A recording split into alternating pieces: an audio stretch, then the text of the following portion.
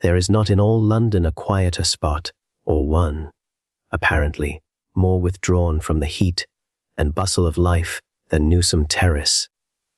It is a cul-de-sac, for at the upper end the roadway, between its two lines of square, compact little residences, is brought to an end by a high brick wall, while at the lower end, the only access to it is through Newsome Square, that small discreet oblong of Georgian houses, a relic of the time when Kensington was a suburban village sundered from the metropolis by a stretch of pastures stretching to the river. Both square and terrace are most inconveniently situated for those whose ideal environment includes a rank of taxicabs immediately opposite their door, a spate of buses roaring down the street, and a procession of underground trains, accessible by a station a few yards away, shaking and rattling the cutlery and silver on their dining tables. In consequence, Newsome Terrace had come, 2 years ago, to be inhabited by leisurely and retired folk, or by those who wished to pursue their work in quiet and tranquility. Children with hoops and scooters are phenomena rarely encountered in the terrace, and dogs are equally uncommon. In front of each of the couple of dozen houses of which the terrace is composed lies a little square of railinged garden, in which you may often see the middle-aged or elderly mistress of the residence, horticulturally employed. By 5 o'clock of a winter's evening, the pavements will generally be empty of all passengers, except the policeman, who, with felted step, at intervals throughout the night, peers with his bull's eye into these small front gardens, and never finds anything more suspicious there than an early crocus or an aconite, for by the time it is dark the inhabitants of the terrace have got themselves home, where behind drawn curtains and bolted shutters they will pass a domestic and uninterrupted evening. No funeral ass up to the time I speak of had I ever seen leave the terrace. No marriage party had strewed its pavements with confetti, and perambulators were unknown.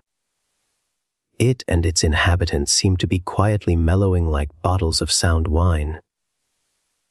No doubt there was stored within them the sunshine and summer of youth long past, and now, dozing in a cool place, they waited for the turn of the key in the cellar door, and the entry of one who would draw them forth, and see what they were worth. Never leave alone. Yet after the time of which I shall now speak, I have never passed down its pavement without wondering whether each house, so seemingly tranquil, is not, like some dynamo, Lane Never Leave Alone, softly and smoothly bringing into being vast and terrible forces, such as those I once saw at work in the last house at the upper end of the terrace, the quietest, you would have said, of all the row. Never leave alone had you observed it with continuous scrutiny, for all the length of a summer day. Thorn Lane Never Leave Alone. It is quite possible that you might have only seen issue from it in the morning an elderly woman whom you would have rightly conjectured to be the housekeeper, with her basket for marketing on her arm. Never Leave Alone, who returned an hour later. Except for her, the entire day might often pass without there being either ingress or egress from the door. Never Leave Alone. Occasionally a middle-aged man, lean and wiry, came swiftly down the pavement, but his exit was by no means a daily occurrence, and indeed, when he did emerge, he broke the almost universal usage of the terrace. Never leave alone, for his appearances took place when such there were between 9 and 10 in the evening. Lane Never Leave Alone. At that hour, sometimes he would come round to my house in Newsome Square to see if I was at home and inclined for a talk a little later on. Never leave alone, for the sake of air and exercise, he would then have an hour's tramp through the lit and noisy streets, and return about 10, still pale and unflushed. Never leave alone. For one of those talks which grew to have an absorbing fascination for me, Thorn Lane Never Leave Alone. More rarely through the telephone I proposed that I should drop in on him. This I did not often do, since I found that if he did not come out himself, It implied that he was busy with some investigation. Lane never leave alone. And though he made me welcome, I could easily see that he burned for my departure so that he might get busy with his batteries and pieces of tissue. Lane never leave alone. Hot on the track of discoveries that never yet had presented themselves to the mind of man as coming within the horizon of possibility. Never leave alone. My last sentence may have led the reader to guess that I am indeed speaking of none other than that recluse and mysterious physicist Sir James Horton. Lane never leave alone, with whose death 100 half-hewn avenues into the dark forest from which life comes must wait completion till another pioneer, as bold as he takes up the axe which hitherto none but himself has been able to wield, never leave alone. Probably there was never a man to whom humanity owed more, and of whom humanity knew less. He seemed utterly independent of the race to whom, although indeed with no service of love he devoted himself. Never leave alone. For years he lived aloof and apart in his house at the end of the terrace. Never leave alone. Men and women were to him like fossils to the geologist, things to be tapped and hammered and dissected, and studied with a view not only to the reconstruction of past ages, but to construction in the future. Lane never leave alone. It is known, for instance, that he made an artificial being formed of the tissue, still living, of animals lately killed, with the brain of an ape and the heart of a bullock, and a sheep's thyroid, and so forth. Lane never leave alone. Of that I can give no first-hand account. Horton, it is true, told me something about it, and in his will directed that certain memoranda on the subject should on his death be sent to me. But on the bulky envelope there is the direction, not to be opened till January 1925. He spoke with some reserve, and so I think Lane never leave alone, with slight horror at the strange things which had happened on the completion of this creature. Never leave alone. It evidently made him uncomfortable to talk about it, and for that reason I fancy he put what was then a rather remote date to the day when his record should reach my eye. Finally, in these preliminaries, Lane never leave alone. For the last 5 years before the war, he had scarcely entered, for the sake of companionship, any house other than his own and mine. Lane never leave alone. Ours was a friendship dating from school days, which he had never suffered to drop entirely. But I doubt if in those years he spoke except on matters of business to 6 other people. Lane never leave alone. He had already retired from surgical practice in which his skill was unapproached, and most completely now did he avoid the slightest intercourse with his colleagues. Never leave alone, whom he regarded as ignorant pedants without courage or the rudiments of knowledge. Lane never leave alone. Now and then he would write an epoch, making little monograph, which he flung to them like a bone to a starving dog, but for the most part, utterly absorbed in his own investigations. Lane never leave alone. He left them to grope along unaided. He frankly told me that he enjoyed talking to me about such subjects, since I was utterly unacquainted with them. Lane never leave alone. It clarified his mind to be obliged to put his theories and guesses and confirmations with such simplicity that anyone could understand them. I well remember his coming in to see me on the evening of the 4th of August, 1914. "So the war has broken out," he said, "and the streets are impassable with excited crowds. Odd, isn't it? Just as if each of us already was not a far more murderous battlefield than any which can be conceived between warring nations." "How's that?" said I. Lane never leave alone. "Let me try to put it plainly, though it isn't that I want to talk about. Your blood is one eternal battlefield. It is full of armies eternally marching and counter-marching. Lane never leave alone. As long as the armies friendly to you are in a superior position, you remain in good health if a detachment of microbes that, if suffered to establish themselves, would give you a cold in the head, never leave alone. Entrench themselves in your mucous membrane. The commander-in-chief sends a regiment down and drives them out. Never leave alone. He doesn't give his orders from your brain, mind you. Those aren't his headquarters. Never leave alone. For your brain knows nothing about the landing of the enemy till they have made good their position and given you a cold." He paused a moment. "There isn't one headquarters inside you," he said. "There are many. Leave alone. For instance, I killed a frog this morning. At least most people would say I killed it. Never leave alone. But had I killed it, though its head lay in one place, and its severed body in another. Not a bit, I had only killed a piece of it. For I opened the body afterwards and took out the heart, lay never leave alone, which I put in a sterilized chamber of suitable temperature so that it wouldn't get cold or be infected by any microbe. That was about 12 o'clock today. And when I came out just now, the heart was beating still. It was alive, in fact. That's full of suggestions, you know. Come and see it. The terrace had been stirred into volcanic activity by the news of war. The vendor of some late edition had penetrated into its quietude. And there were half a dozen parlor maids fluttering about like black and white moths. But once inside Horton's door, isolation, as of an Arctic night, seemed to close round me. He had forgotten his latch, key, but his housekeeper, then newly come to him, who became so regular and familiar a figure in the terrace, must have heard his step, for before he rang the bell she had opened the door and stood with his forgotten latch key in her hand. "Thanks, Mrs. Gabriel," said he, and without a sound the door shut behind us. Both her name and face, as reproduced in some illustrated daily paper, seemed familiar, rather terribly familiar, but before I had time to grope for the association, Horton supplied it. "I tried for the murder of her husband 6 months ago," he said. "Odd case. The point is that she is the one and perfect housekeeper. I once had 4 servants, and everything was all mucky, never leave alone, as we used to say at school. Now I live in amazing comfort and propriety with one. She does everything. She is cook, valet, housemaid, butler, and won't have anyone to help her. Lane never leave alone. No doubt she killed her husband, but she planned it so well that she could not be convicted. She told me quite frankly who she was when I engaged her." Of course, I remembered the whole trial vividly now.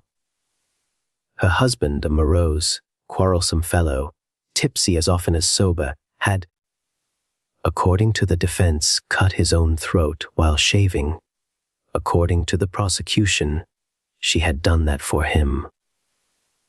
There was the usual discrepancy of evidence as to whether the wound could have been self-inflicted, and the prosecution tried to prove that the face had been lathered after his throat had been cut. So singular an exhibition of forethought and nerve had hurt, rather than helped their case, and after prolonged deliberation on the part of the jury, she had been acquitted. Yet not less singular was Horton's selection of a probable murderess, however efficient, as housekeeper. He anticipated this reflection.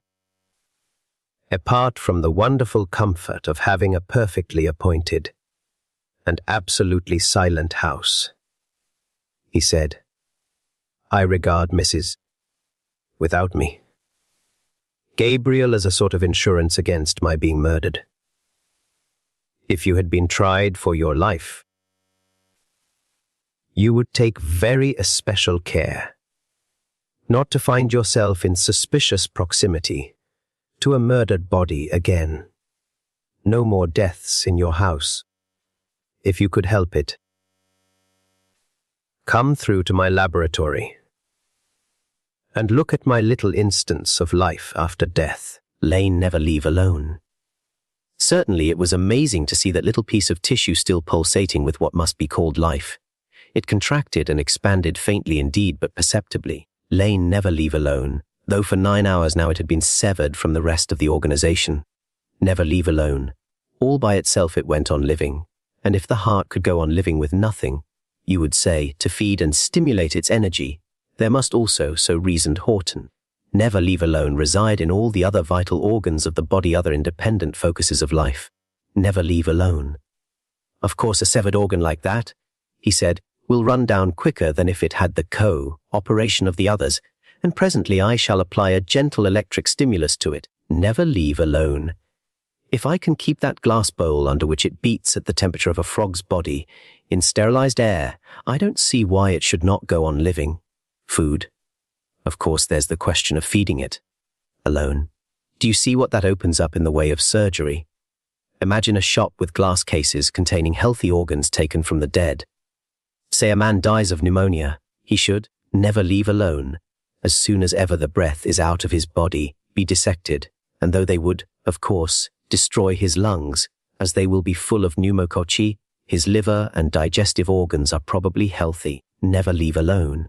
Take them out, keep them in a sterilized atmosphere with the temperature at 98°F, and sell the liver, let us say, to another poor devil who has cancer there. Fit him with a new healthy liver, and insert the brain of someone who has died of heart disease into the skull of a congenital idiot. I asked. Yes, perhaps. But the brain's tiresomely complicated in its connections and the joining up of the nerves. You know, surgery will have to learn a lot before it fits new brains in. And the brain has got such a lot of functions. All thinking, all inventing seem to belong to it. Though, as you have seen, the heart can get on quite well without it. But there are other functions of the brain I want to study first. I've been trying some experiments already. He made some little readjustment to the flame of the spirit lamp, which kept at the right temperature the water that surrounded the sterilized receptacle in which the frog's heart was beating. Start with the more simple and mechanical uses of the brain, he said. Primarily, it is a sort of record office, a diary. Say that I rap your knuckles with that ruler. What happens? The nerves there send a message to the brain, of course, saying, how can I put it most simply? Saying, somebody is hurting me. And the eye sends another, saying I perceive a ruler hitting my knuckles. And the ear sends another, saying, I hear the rap of it. But leaving all that alone, what else happens? Why, the brain records it. It makes a note of your knuckles having been hit. Lane never leave alone. He had been moving about the room as he spoke, taking off his coat and waistcoat, and putting on in their place a thin black dressing gown, never leave alone. And by now he was seated in his favorite attitude cross, legged on the hearth rug, looking like some magician or perhaps the afrit which a magician of black arts had caused to appear. Never leave alone. He was thinking intently now, passing through his fingers his string of amber beads and talking more to himself than to me. And how does it make that note? He went on. Why, never leave alone. In the manner in which phonograph records are made. There are millions of minute dots, depressions, pock, marks on your brain which certainly record what you remember, what you have enjoyed or disliked, or done or said. Never leave alone. The surface of the brain anyhow is large enough to furnish writing paper for the record of all these things, of all your memories. If the impression of an experience has not been acute, the dot is not sharply impressed, and the record fades. In other words, you come to forget it. But if it has been vividly impressed, the record is never obliterated. Mrs. Never leave alone. Gabriel, for instance, won't lose the impression of how she lathered her husband's face after she had cut his throat. That's to say, if she did it. Now do you see what I'm driving at? Of course you do. Lane never leave alone. There is stored within a man's head the complete record of all the memorable things he has done, and said there are all his thoughts there, and all his speeches, and most well marked of all, Lane never leave alone. His habitual thoughts and the things he has often said for habit, there is reason to believe, wears a sort of rut in the brain, so that the life principle, whatever it is, as it gropes and steals about the brain, is continually stumbling into it. Lane never leave alone. There's your record, your gramophone plate all ready. What we want, and what I'm trying to arrive at, is a needle which, as it traces its minute way over these dots, leave alone, will come across words or sentences which the dead have uttered, and will reproduce them. My word, what judgment books! What a resurrection! Here in this withdrawn situation, no remotest echo of the excitement, which was seething through the streets, penetrated. Through the open window there came in only the tide of the midnight silence. But from somewhere closer at hand, through the wall surely of the laboratory, there came a low, somewhat persistent murmur. Perhaps our needle, unhappily not yet invented, as it passed over the record of speech in the brain, might induce even facial expression, he said. Enjoyment or horror might even pass over dead features. There might be gestures and movements even, as the words were reproduced in our gramophone of the dead. Some people, when they want to think intensely, walk about. Some, there's an instance of it audible now, talk to themselves aloud. He held up his finger for silence. Yes, that's Mrs. Gabriel, he said. She talks to herself by the hour together. She's always done that, she tells me. I shouldn't wonder if she has plenty to talk about. Never leave alone. It was that night when, first of all, the notion of intense activity going on below the placid house fronts of the terrace occurred to me. None looked more quiet than this, Lane never leave alone. And yet there was seething here of volcanic activity and intensity of living, both in the man who sat cross-legged on the floor and behind that voice just audible through the partition wall. Never leave alone. But I thought of that no more, for Horton began speaking of the brain gramophone again. Were it possible to trace those infinitesimal dots and marks in the brain by some needle exquisitely fine, never leave alone, it might follow that by the aid of some such contrivance as translated the marks on a gramophone record into sound, some audible rendering of speech might be recovered from the brain of a dead man, Lane never leave alone. It was necessary, so he pointed out to me, that this strange gramophone record should be new. It must be that of one lately dead, for corruption and decay would soon obliterate these infinitesimal markings. Never leave alone. He was not of opinion that unspoken thought could be thus recovered. At the utmost he hoped for from his pioneering work was to be able to recapture actual speech. Lane never leave alone. Especially when such speech had habitually dwelt on one subject, and thus had worn a rut on that part of the brain known as the speech center. Never leave alone. Let me get, for instance, he said, the brain of a railway porter, newly dead, who has been accustomed for years to call out the name of a station. Never leave alone. And I do not despair of hearing his voice through my gramophone trumpet. Or again, given that Mrs. Gabriel, in all her interminable conversations with herself, talks about one subject, I might, in similar circumstances, recapture what she had been constantly saying. Never leave alone. Of course my instrument must be of a power and delicacy still unknown, one of which the needle can trace the minutest irregularities of surface, and of which the trumpet must be of immense magnifying power. Never leave alone. Able to translate the smallest whisper into a shout. But just as a microscope will show you the details of an object invisible to the eye, so there are instruments which act in the same way on sound. Never leave alone. Here, for instance, is one of remarkable magnifying power. Try it if you like. He took me over to a table on which was standing an electric battery connected with a round steel globe. Never leave alone, out of the side of which sprang a gramophone trumpet of curious construction. Lane never leave alone. He adjusted the battery and directed me to click my fingers quite gently opposite an aperture in the globe, and the noise, ordinarily scarcely audible, resounded through the room like a thunderclap. Leave alone. Something of that sort might permit us to hear the record on a brain, he said. After this night, my visits to Horton became far more common than they had hitherto been.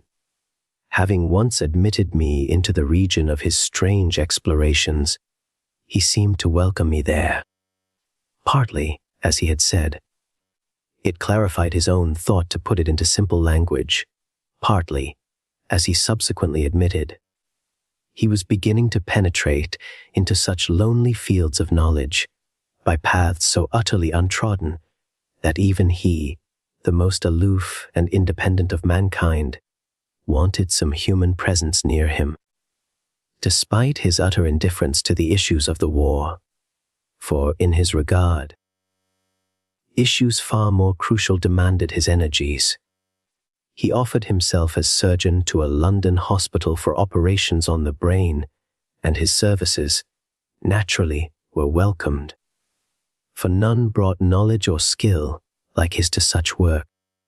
Occupied all day, he performed miracles of healing with bold and dexterous excisions which none but he would have dared to attempt. He would operate, often successfully, for lesions that seemed certainly fatal, and all the time he was learning. He refused to accept any salary. He only asked, in cases where he had removed pieces of brain matter, to take these away, in order by further examination and dissection, to add to the knowledge and manipulative skill which he devoted to the wounded. He wrapped these morsels in sterilized lint and took them back to the terrace in a box, electrically heated to maintain the normal temperature of a man's blood. His fragment might then, so he reasoned, keep some sort of independent life of its own. Even as the severed heart of a frog had continued to beat for hours, without connection with the rest of the body. Then for half the night he would continue to work on these sundered pieces of tissue scarcely dead, which his operations during the day had given him. Simultaneously, he was busy over the needle that must be of such infinite delicacy. One evening, fatigued with a long day's work, I had just heard with a certain tremor of uneasy anticipation the whistles of warning which heralded an air raid when my telephone bell rang. My servants, according to custom, had already betaken themselves to the cellar, and I went to see what the summons was, determined in any case not to go out into the streets. I recognized Horton's voice. "I want you at once," he said. "But the warning whistles have gone," said I, "and I don't like showers of shrapnel." "Oh, never mind that," said he. "You must come. I'm so excited that I distrust the evidence of my own ears. I want a witness. Just come." He did not pause for my reply, for I heard the click of his receiver going back into its place. Clearly he assumed that I was coming, and that I suppose had the effect of suggestion on my mind. I told myself that I would not go, but in a couple of minutes his certainty that I was coming, coupled with the prospect of being interested in something else than air raids, made me fidget in my chair and eventually go to the street door and look out. The moon was brilliantly bright, the square quite empty, and far away the coughings of very distant guns. Next moment, almost against my will, I was running down the deserted pavements of Newsom Terrace. My ring at his bell was answered by Horton before Mrs. Gabriel could come to the door, and he positively dragged me in. "I shan't tell you a word of what I am doing," he said. "I want you to tell me what you hear. Come into the laboratory." The remote guns were silent again as I sat myself, as directed, in a chair close to the gramophone trumpet, but suddenly through the wall I heard the familiar mutter of Mrs. Gabriel's voice. Horton, already busy with his battery, sprang to his feet.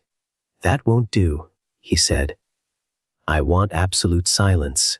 He went out of the room, and I heard him calling to her. While he was gone, I observed more closely what was on the table. Battery, round steel globe, and gramophone trumpet were there, and some sort of a needle on a spiral steel. Spring linked up with the battery and the glass vessel, in which I had seen the frog's heart beat. In it now, there lay a fragment of grey matter. Horton came back in a minute or two, and stood in the middle of the room listening. "That's better," he said. "Now I want you to listen at the mouth of the trumpet. I'll answer any questions afterwards."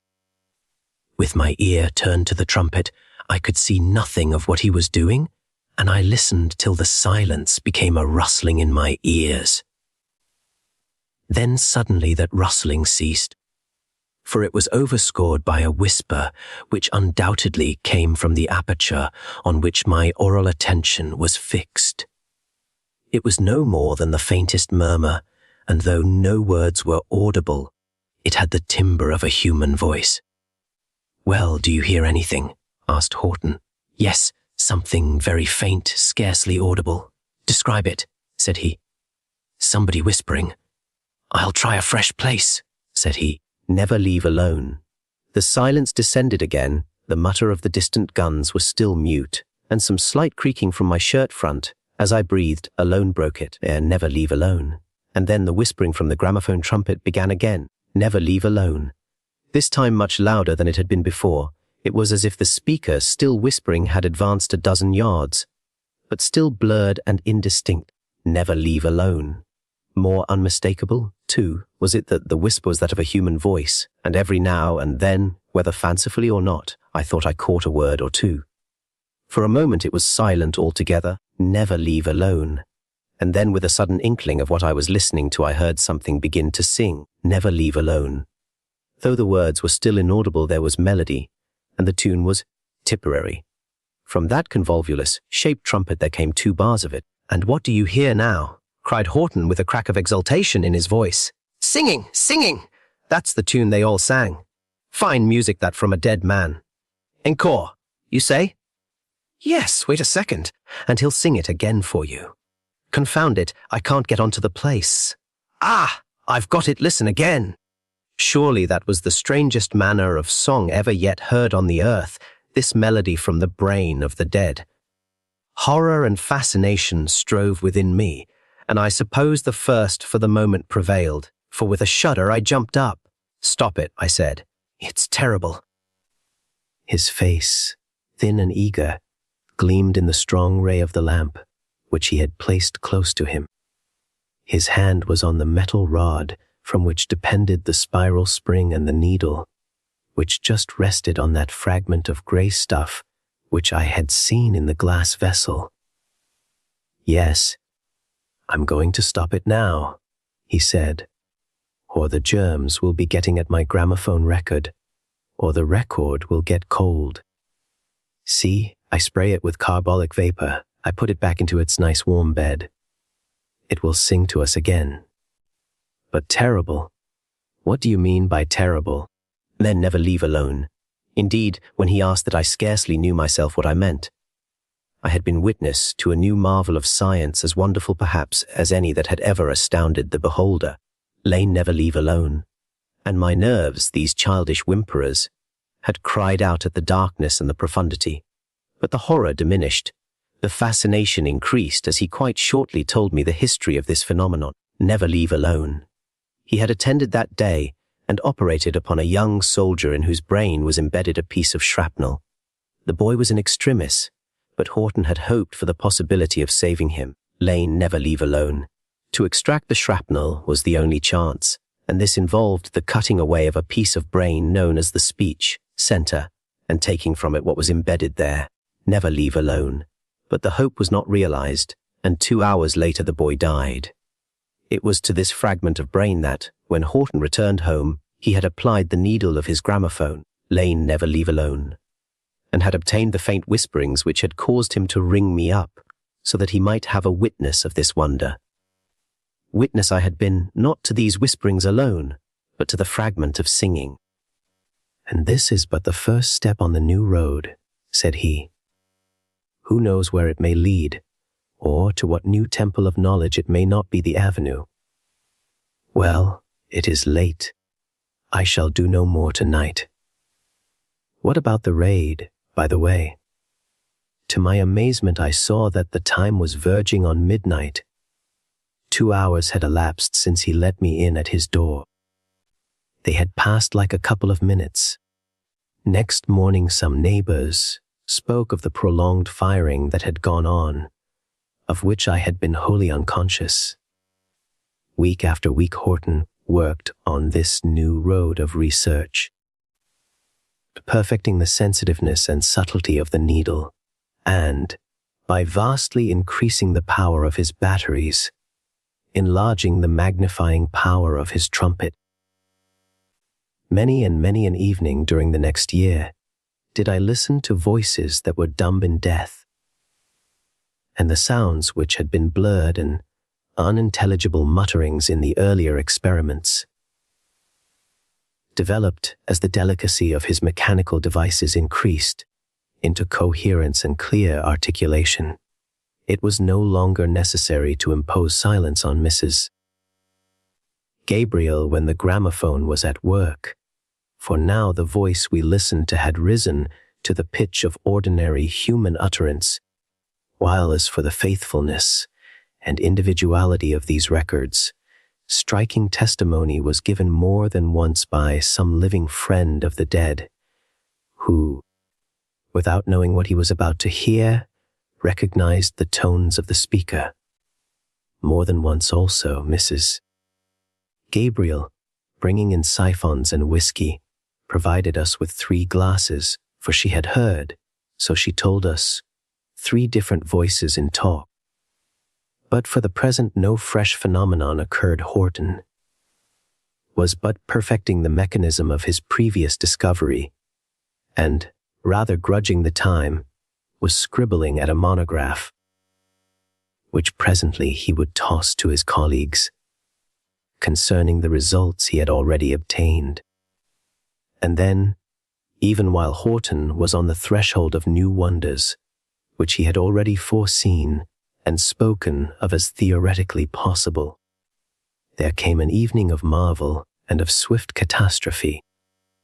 I had dined with him that day, Mrs. Gabriel deftly serving the meal that she had so daintily prepared, and towards the end, as she was clearing the table for our dessert, she stumbled, I supposed, on a loose edge of carpet, quickly recovering herself. But instantly Horton checked some half-finished sentence and turned to her. "You're all right, Mrs. Gabriel?" he asked quickly. "Yes, sir, thank you," said she and went on with her serving. "As I was saying," began Horton again, but his attention clearly wandered, and without concluding his narrative, he relapsed into silence till Mrs. Gabriel had given us our coffee and left the room. "I'm sadly afraid my domestic felicity may be disturbed," he said. "Mrs. Gabriel had an epileptic fit yesterday, and she confessed when she recovered that she had been subject to them when a child, and since then had occasionally experienced them." "Dangerous then?" I asked. "In themselves not in the least," said he. "If she was sitting in her chair or lying in bed when one occurred, there would be nothing to trouble about. But if one occurred while she was cooking my dinner or beginning to come downstairs, she might fall into the fire or tumble down the whole flight. We'll hope no such deplorable calamity will happen. Now, if you've finished your coffee, let us go into the laboratory. Not that I've got anything very interesting in the way of new records, but I've introduced a second battery with a very strong induction coil into my apparatus. I find that if I link it up with my record, given that the record is a fresh one, it stimulates certain nerve centers. It's odd, isn't it, that the same forces which so encourage the dead to live would certainly encourage the living to die, if a man received the full current. One has to be careful in handling it." "Yes, and what then?" "You ask." "Never leave alone. The night was very hot, and he threw the windows wide before he settled himself cross-legged on the floor. I'll answer your question for you," he said, "though I believe we've talked of it before. Lane, never leave alone.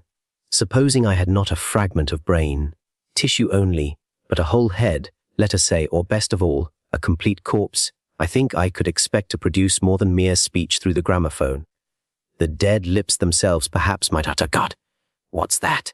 from close outside, at the bottom of the stairs leading from the dining room, which we had just quitted, to the laboratory, where we now sat.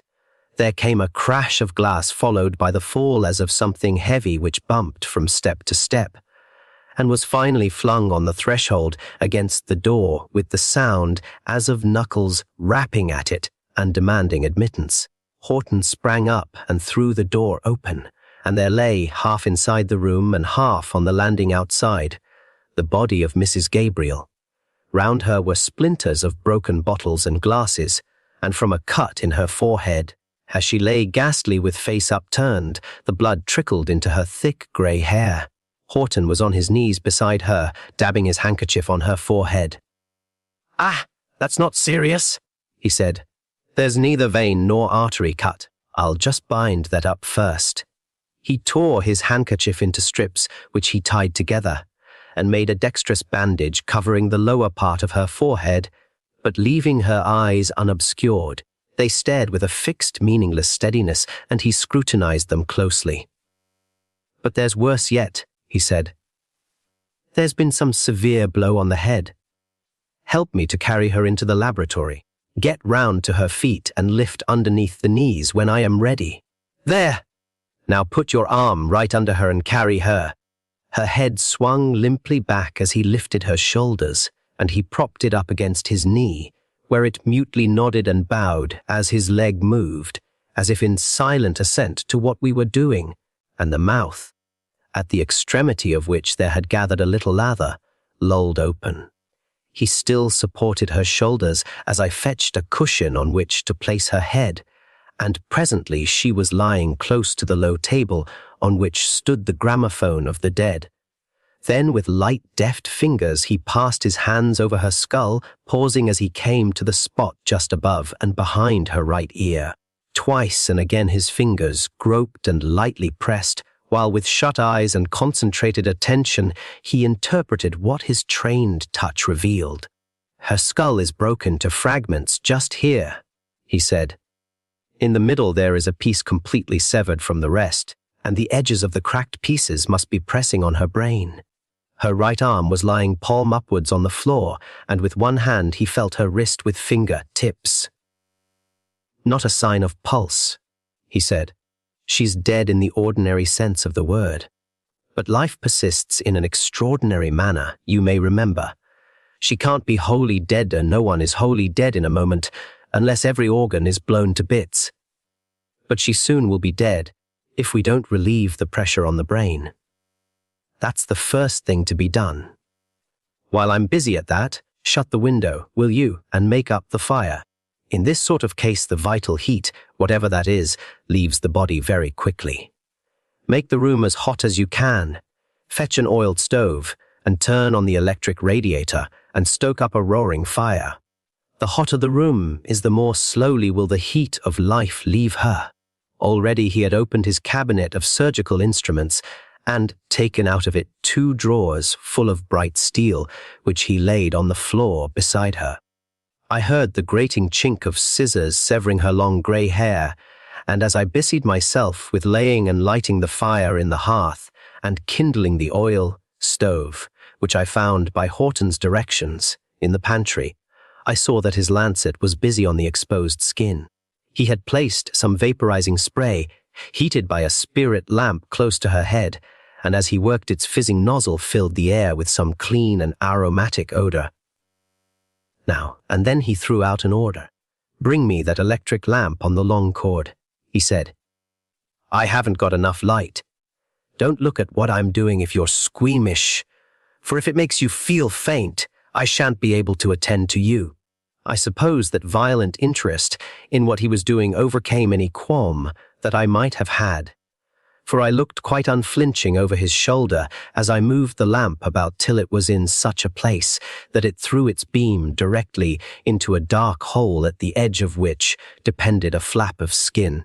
Into this he put his forceps, and as he withdrew them they grasped a piece of blood-stained bone. "That's better," he said, "and the room's warming up well. But there's no sign of pulse yet. Go on stoking, will you, till the thermometer on the wall there registers 100 degrees. When next, on my journey from the cold cellar, I looked, 2 more pieces of bone lay beside the one I had seen extracted, and presently referring to the thermometer, I saw that between the oil stove and the roaring fire and the electric radiator, I had raised the room to the temperature he wanted. Soon, peering fixedly at the seat of his operation, he felt for her pulse again. "Not a sign of returning vitality," he said, "and I've done all I can. There's nothing more possible that can be devised to restore her. Never leave alone." As he spoke, the zeal of the unrivaled surgeon relaxed, and with a sigh and a shrug he rose to his feet and mopped his face.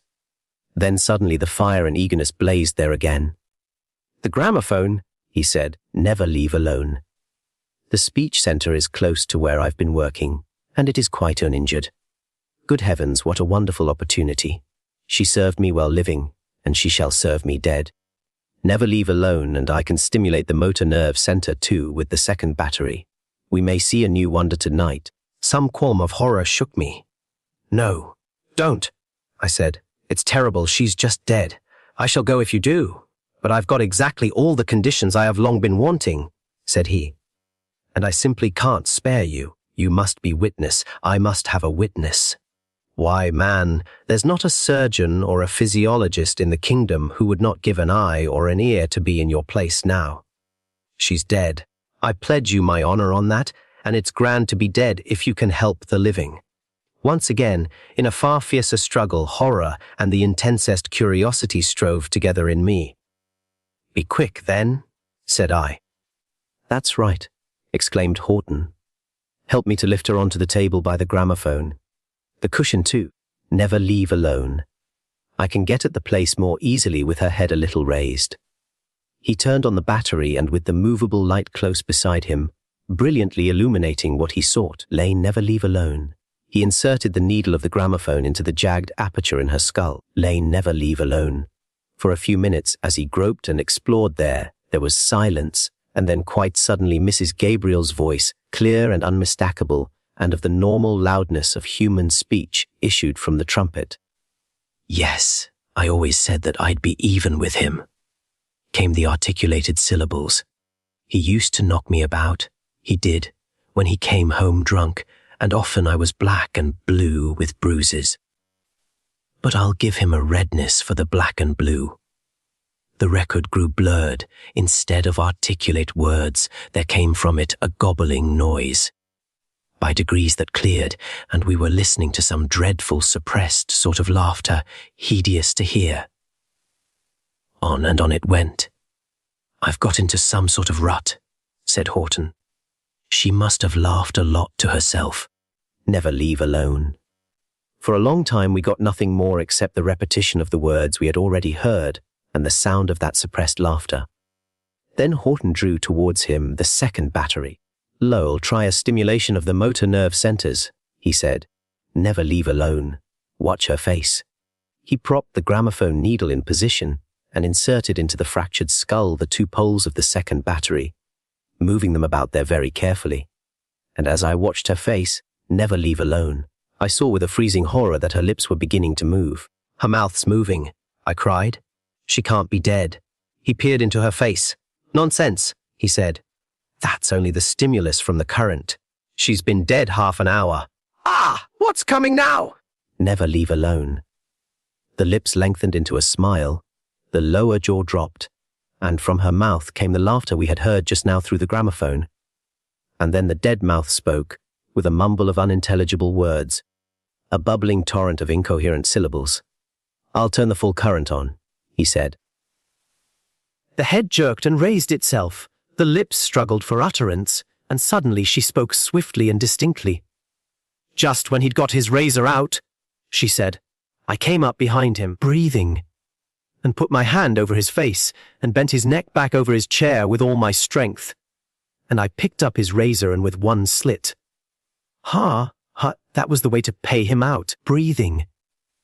And I didn't lose my head, but I lathered his chin well and put the razor in his hand and left him there and went downstairs and cooked his dinner for him.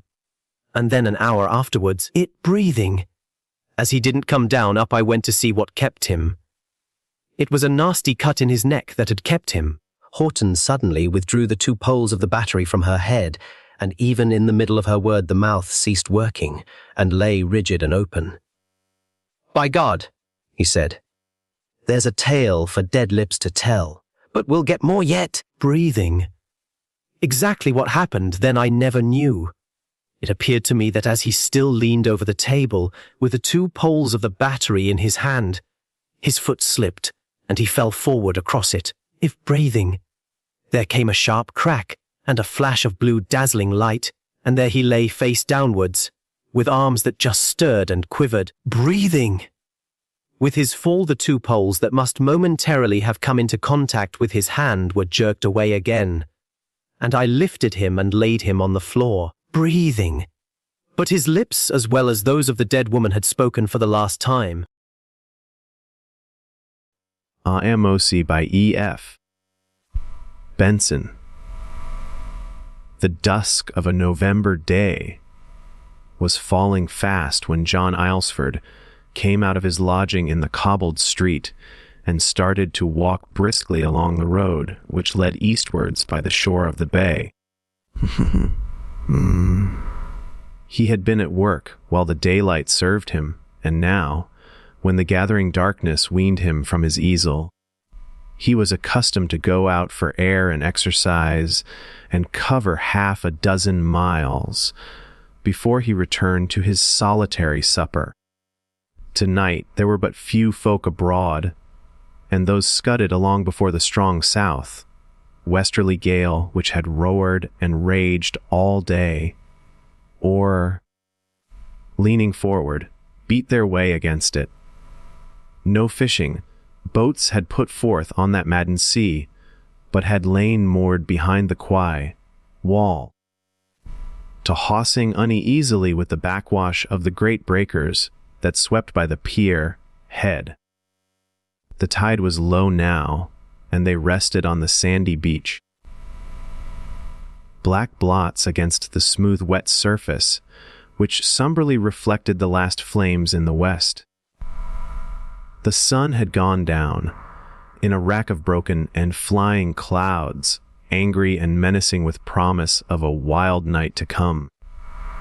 For many days past, at this hour John Aylesford had started eastwards for his tramp along the rough coast road by the bay.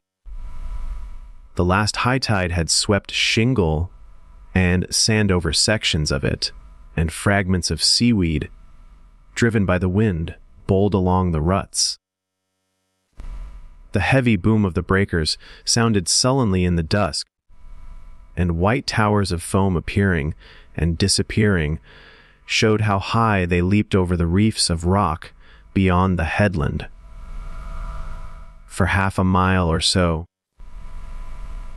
slanting himself against the gale, he pursued this road, then turned up a narrow muddy lane sunk deep between the banks on either side of it. It ran steeply uphill, dipped down again, and joined the main road inland. Pleisview. Having arrived at the junction, John Aylesford went eastwards no more, but turned his steps to the west, arriving 1/2 hour after he had set out. On the top of the hill above the village he had quitted, though 5 minutes.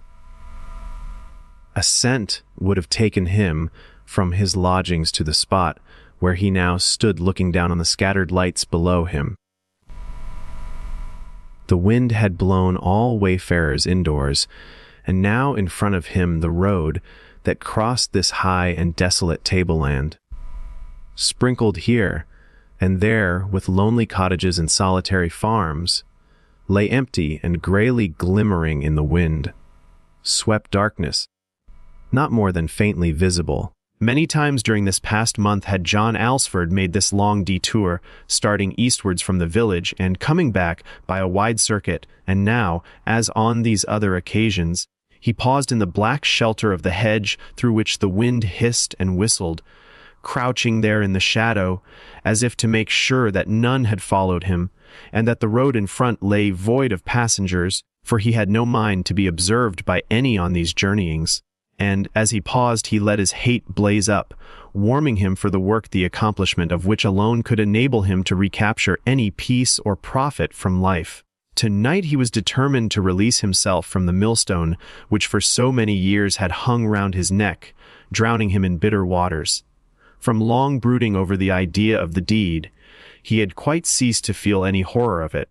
The death of that drunken slut was not a matter for qualms or uneasiness. The world would be well rid of her, and he more than well. No spark of tenderness for the handsome fisher girl who once had been his model and for 20 years had been his wife pierced the blackness of his purpose. Just here it was that he had seen her first when on a summer holiday he had lodged with a couple of friends in the farmhouse towards which his way now lay. She was coming up the hill with the late sunset gilding her face, and, breathing quickly from the ascent, had leaned on the wall close by with a smile and a glance for the young man. She had sat to him, and the autumn brought the sequel to the summer in his marriage.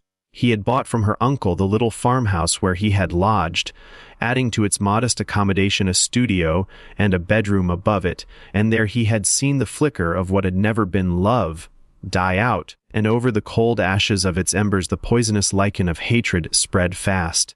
Early in their married life she had taken to drink and had sunk into a degradation of soul and body that seemed bottomless, dragging him with her, down and down, in the grip of a force that was hardly human in its malignity.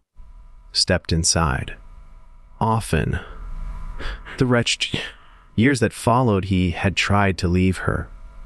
He had offered to settle the farm on her and make adequate provision for her, but she had clung to the possession of him, not, it would seem, from any affection for him, but for a reason exactly opposite, namely, that her hatred of him fed and glutted itself on the sight of his ruin. It was as if, in obedience to some hellish power, she set herself to spoil his life, his powers, his possibilities, by tying him to herself. Still, and by the aid of that power, so sometimes he had thought, she enforced her will on him. For the moment I stepped the plan as he might to cut the whole dreadful business and leave the wreck behind him. He had never been able to consolidate his resolve into action. There, but a few miles away, was the station from which ran the train that would bear him out of this ancient Western kingdom. Where the beliefs in spells and superstitions grew rank as the herbage in that soft enervating air, and set him in the dry hard light of cities. But he could not take it, something unseen and potent, of grim inflexibility, held him back. He had passed no one on his way here, and satisfied now that in the darkness he could proceed without fear of being recognized if a chance wayfarer came from the direction in which he was going, he left the shelter of the hedge and struck out into the stormy sea of that stupendous gale. Even as a man in the grip of imminent death sees his past life spread itself out in front of him for his final survey before the book is closed, so now, on the brink of the new life from which the deed on which he was determined alone separated him, John Alsford, as he battled his advance through this great tempest, turned over page after page of his own wretched chronicles, feeling already strangely detached from them. It was as if he read the sordid and enslaved annals of another, wondering at them, half pitying, half despising him who had allowed himself to be bound so long in this ruinous noose. Yes, it had been just that, a noose drawn ever tighter round his neck, while he choked and struggled all unavailingly. But there was another noose which should very soon now be drawn rapidly and finally tight, and the drawing of that in his own strong hands would free him. As he dwelt on that for a moment, his fingers stroked and patted the hank of whipcord that lay white and tough in his pocket. A noose, a knot drawn quickly taut, and he would have paid her back with justice and swifter mercy for the long strangling which he had suffered. Voluntarily and eagerly, at the beginning had he allowed her to slip the noose about him. For Ellen Trenair's beauty in those days, so long past and so everlastingly regretted, had been enough to ensnare a man.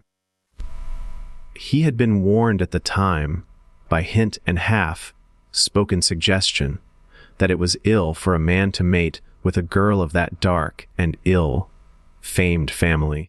For woman to wed a boy in whose veins ran the blood of Jonas Trenair, once Methodist preacher, who learned on one All Hallows Eve a darker gospel than he had ever preached before. What had happened to the girls who had married into that dwindling family, now all but extinct? one, before her marriage was a year old, had gone off her head, and now, a withered and ancient crone, mowed and gibbered about the streets of the village. I Phil picking garbage from the gutter and munching it in her toothless jaws. I still. Another, Ellen's own mother, had been found hanging from the banister of her stairs, stark and grim. Then there was young Frank Pincaris, still, who had wed Ellen's sister. He had sunk into an awful melancholy and sat tracing on sheets of paper the visions that beset his eyes, headless shapes, and the images of the spawn of hell. John Alsford, in those early days, had laughed to scorn these old wife tales of spells and sorceries. They belonged to ages long past. Whereas fair Ellen Trenair was of the lovely present, and had lit desire in his heart, which she alone could assuage. He had no use, in the brightness of her eye, for such shadows and superstitions. Her beams dispelled them. Bitter and black as midnight had his enlightenment been, darkening through dubious dusks till the murk of the pit itself enveloped him. His laughter at the notion that in this 20th century spells and sorceries could survive grew silent on his lips. He had seen the cattle of a neighbor who had offended one whom it was wiser not to cross, dwindle and pine, though there were rich pastures for their grazing till the rib bones stuck out like the timbers of stranded wrecks. He had seen the spring on another farm run dry at lambing time because the owner skeptic like himself had refused that bounty which all prudent folk paid to the wizard of Maruth, who, like Ellen, was of the blood of Jonas Trenair. From scorn and laughter he had wavered to an uneasy wonder, and from wonder his mind had passed to the conviction that there were powers occult and terrible, which strove in darkness and prevailed, secrets and spells that could send disease on man and beast, dark incantations, known to few, which could maim and cripple, and of these few his wife was one. His reason revolted, but some conviction, deeper than reason, held its own. To such a view it seemed the deed he contemplated was no crime, but rather an act of obedience to the ordinance. Thou shalt not suffer a witch to live. And the sense of detachment was over that, even as over the memories that oozed up in his mind. Somebody, not he, who had planned everything very carefully was in the next hour going to put an end to his bondage. So the years had passed, he floundering ever deeper in the slough, into which he was plunged, out of which while she lived he could never emerge. For the last year, she, wearying of his perpetual presence at the farm, had allowed him to take a lodging in the village. She did not loose her hold over him, dear, for the days were few on which she did not come with demands for a handful of shillings to procure her the raw spirits, which alone could slake her thirst. Sometimes, as he sat at work there in the north room, looking on to the small garden yard, she would come lurching up the path, with her bloated crimson face set on the withered neck, and tap at his window with fingers shriveled like birds' claws. Body and limbs were no more than bones over which the wrinkled skin was stretched, but her face bulged monstrously with layers of fat. He would give her whatever he had about him, and, if it was not enough, she would plant herself there, grinning at him and wheedling him still, or with screams and curses threatening him with such fate as he had known to overtake those who crossed her will.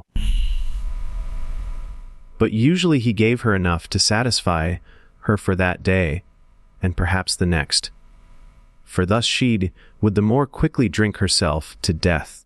Yet death seemed long in coming. He remembered well how first the notion of killing her came into his head, just a little seed, small as that of mustard, which lay long in barrenness.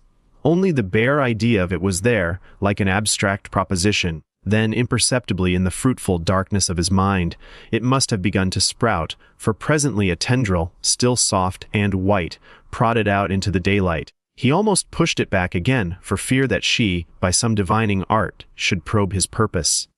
But when next she came for supplies, he saw no gleam of surmise in her red, rimmed eyes, and she took her money and went her way, and his purpose put forth another leaf, and the stem of it grew sappy. All autumn through it had nourished and grown tree, and fresh ideas, fresh details, fresh precautions flocked there like building birds and made it gay with singing. He sat under the shadow of it and listened with brightening hopes to their song. Never had there been such peerless melody. They knew their tunes now. There was no need for any further rehearsal. He began to wonder how soon he would be back on the road again, with face turned from this buffeting wind, and on his way home. His business would not take him long, the central deed of it would be over in a couple of minutes, and he did not anticipate delay about the setting to work on it, for by 7 o'clock of the evening, as well he knew, she was usually snoring in the oblivion of complete drunkenness, and even if she was not as far gone as that, she would certainly be incapable of any serious resistance. After that, a quarter of an hour more would finish the job, and he would leave the house secure already from any chance of detection.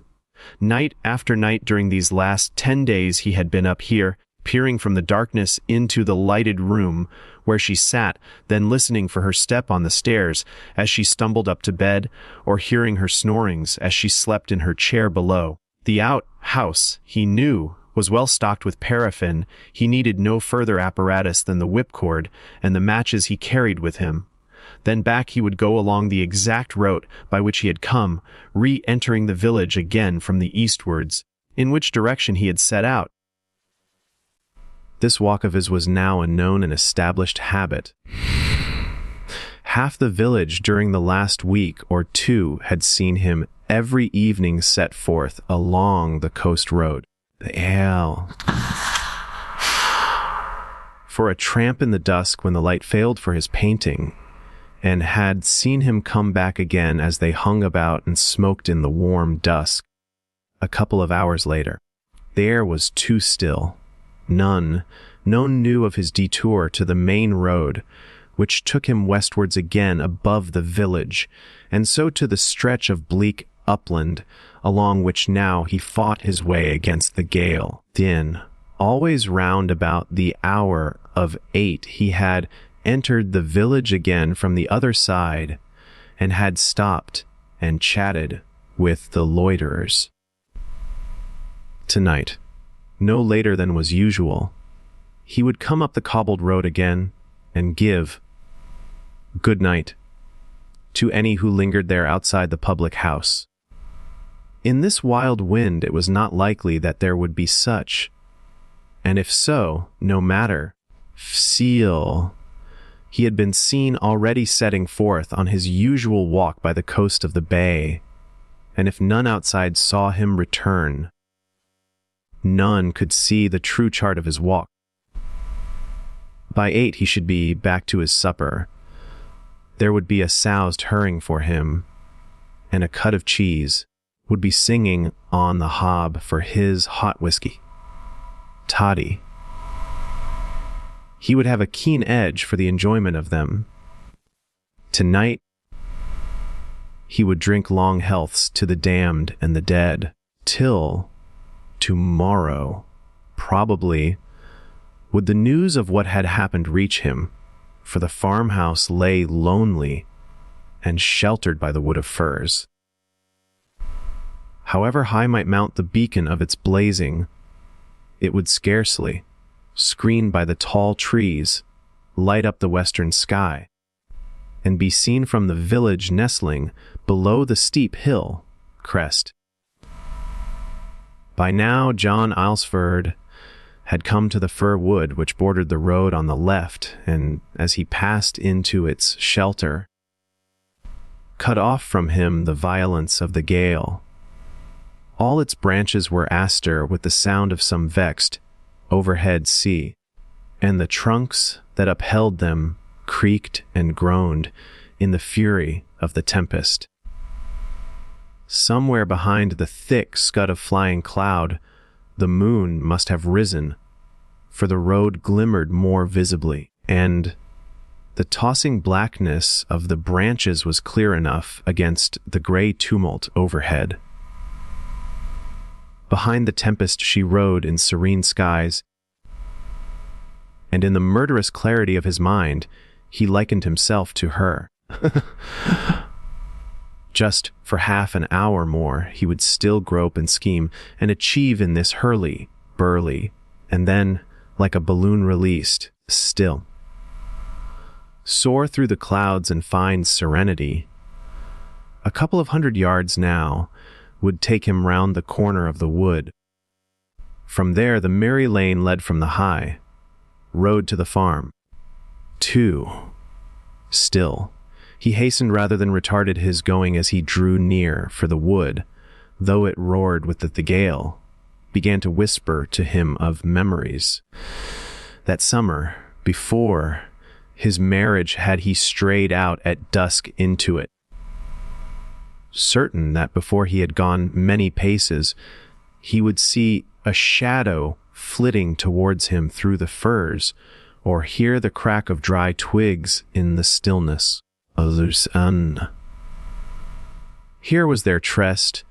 She would come up from the village with the excuse of bringing fish to the farmhouse, after the boats had come in, and deserting the high road, make a short cut through the wood. Like some distant blink of lightning, the memory of those evenings quivered distantly on his mind, and he quickened his step. The years that followed had killed and buried those recollections. But who knew what stirring of corpses and dry bones might not yet come to them if he lingered there?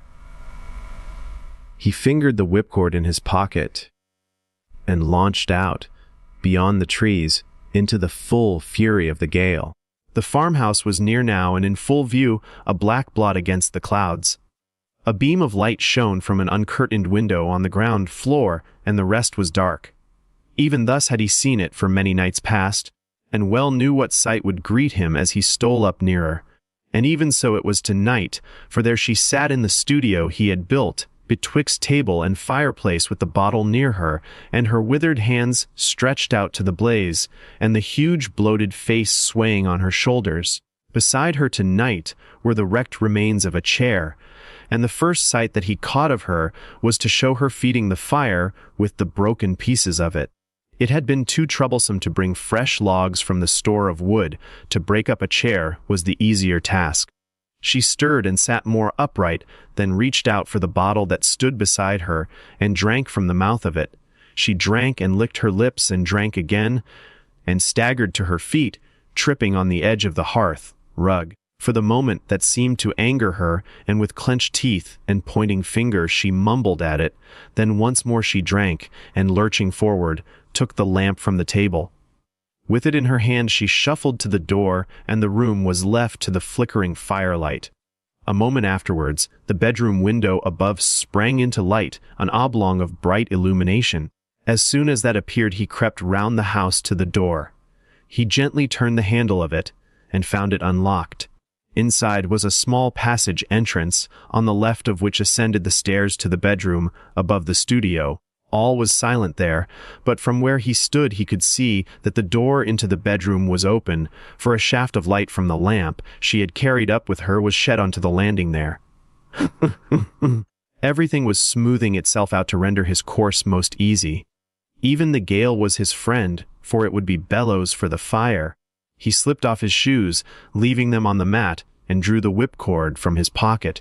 He made a noose in it and began to ascend the stairs.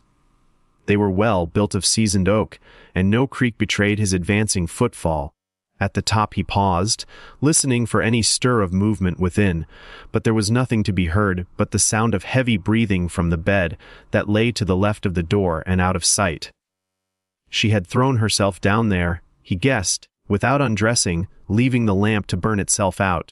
He could see it through the open door already beginning to flicker. On the wall behind it were a couple of colors, pictures of his own, one of the little walled garden by the farm, the other of the pinewood of their tryst. Well, he remembered painting them. She would sit by him as he worked with prattle and singing. He looked at them now, quite detachedly. They seemed to him wonderfully good, and he envied the artist that fresh, clean skill. Perhaps he would take them down presently and carry them away with him. Very softly now he advanced into the room, and looking round the corner of the door, he saw her, sprawling and fully dressed on the broad bed. She lay on her back, eyes closed and mouth open, her dull gray hair spread over the pillow. Evidently she had not made the bed that day, for she lay stretched on the crumpled back, turned blankets. A hair brush was on the floor beside her. It seemed to have fallen from her hand. He moved quickly towards her. "Oh." He put on his shoes again. When he came to the foot of the stairs, carrying the lamp with him and the 2 pictures which he had taken down from the wall, and went into the studio. He set the lamp on the table and drew down the blinds, and his eye fell on the half-empty whiskey bottle from which he had seen her drinking. Still, though his hand was quite steady, and his mind composed and tranquil, there was yet at the back of it some impression that was slowly developing, and a good dose of spirits would no doubt expunge that. He drank half a tumbler of it raw and undiluted, and though it seemed no more than water in his mouth, he soon felt that it was doing its work and sponging away from his mind the picture that had been outlining itself there. The air was too still. In a couple of minutes he was quite himself again, and could afford to wonder and laugh at the illusion, for it was no less than that which had been gaining on him. For though he could distinctly remember drawing the noose tight, and seeing the face grow black inside, and struggling with the convulsive movements of those withered limbs that soon lay quiet again, air was kept in sile. There had sprung up in his mind some unaccountable impression that what he had left there huddled on the bed was not just the bundle of withered limbs and strangled neck, but the body of a young girl, smooth of skin and golden of hair, with mouth that smiled drowsily. She had been asleep when he came in, and now was half awake, and was stirring and stretching herself. The air was too, and still. In what dim of his mind that image had formed itself, he had no idea. All he cared about now was that his drink had shattered it again. He could proceed with order and method to make all secure. Just 1 drop more first. How lucky it was that this morning he had been liberal with his money when she came to the village, for he would have been sorry to have gone without that fillip to his nerves. He looked at his watch and saw to his satisfaction that it was still only a little after 7 o'clock. Half an hour's walking, with this gale to speed his steps, would easily carry him from door to door, round the detour which approached the village from the east, and a quarter of an hour, so, he reckoned, would be sufficient to accomplish thoroughly what remained to be done here. He must not hurry, and thus overlook some precaution needful for his safety, though, on the other hand, he would be glad to be gone from the house as soon as might be, and he proceeded to set about his work without delay. There was brushwood and fire, kindling to be brought in from the wood shed in the yard, and he made 3 journeys, returning each time with his arms full, before he had brought in what he judged to be sufficient. Most of this he piled in a loose heap in the studio, with the rest he ascended once more to the bedroom above, and made a heap of it there in the middle of the floor. He took the curtains down from the windows, for they would make a fine wick for the paraffin, and stuffed them into the pile. Before he left, he looked once more at what lay on the bed, and marvelled at the illusion which the whiskey had dispelled, and as he looked, the sense that he was free mounted and bubbled in his head. The thing seemed scarcely human at all. It was a monster from which he had delivered himself, and now, with the thought of that to warm him, he was no longer eager to get through with his work and be gone. For it was all part of that act of riddance which he had accomplished, and he gloried in it. Soon, when all was ready, he would come back once more and soak the fuel and set light to it, and purge with fire the corruption that lay humped on the bed. The fury of the gale had increased with nightfall, and as he went downstairs again, he heard the rattle of loosened tiles on the roof, and the crash as they shattered themselves on the cobbles of the yard. At that a sudden misgiving made his breath to catch in his throat, as he pictured to himself some maniac blast falling on the house and crashing in the walls that now trembled and shuddered. Supposing the whole house fell, even if he escaped with his life from the toppling ruin, what would his life be worth?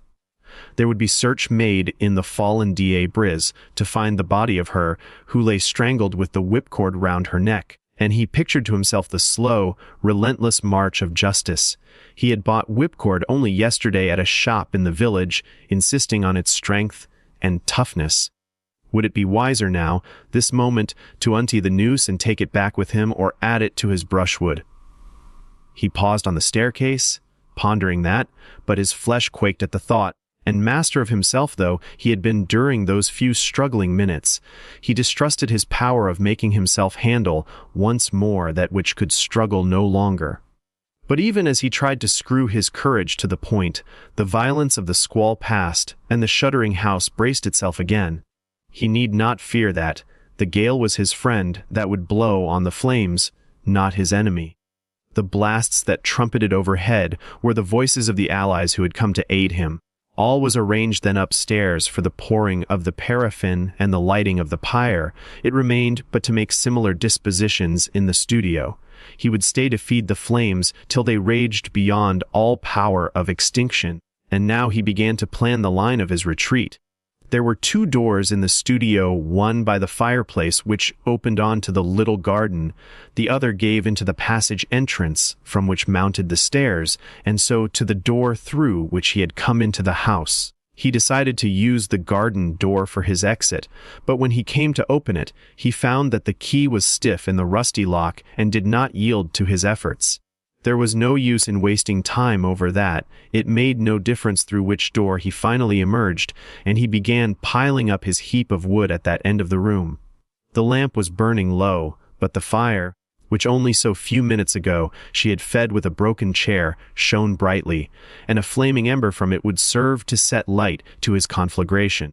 There was a straw mat in front of it, which would make fine kindling, and with these 2 fires, one in the bedroom upstairs and the other here, there would be no mistake about the incineration of the house and all that it contained. His own crime, if crime it was, would perish too, and all evidence thereof, victim and whipcord, and the very walls of the house of sin and hate. It was a great deed and a fine adventure, and as the liquor he had drunk began to circulate more buoyantly through his veins, he gloried at the thought of the approaching consummation. He would slip out of the sordid tragedy of his past life, as from a discarded garment that he threw into the bonfire he would soon kindle. Was ready now for the soaking of the fuel he had piled with the paraffin, and he went out to the shed in the yard where the barrel stood. A big tin ewer stood beside it, which he filled and carried indoors. That would be sufficient for the soaking of the pile upstairs. And fetching the smoky and flickering lamp from the studio, he went up again, still, and like a careful gardener watering some bed of choice blossoms, he sprinkled and poured till his ewer was empty. He gave but one glance to the bed behind him, where the huddled thing lay so quietly, and as he turned, lamp in hand, to go down again, wrong the moment I have stepped through a tide that came in through the window against which the gale beat, extinguished it. A little blue flame of burning vapor rose in the chimney, and went out, so, having no further use for it, he pitched it on to the pile of soaked material, as is still, As he left the room, he thought, he heard some small stir of movement behind him. But he told himself that it was but something slipping in the heap he had built there. Again he went out into the storm. The clouds that scudded overhead were thinner now, though the gale blew not less fiercely, and the blurred, watery moonlight was brighter.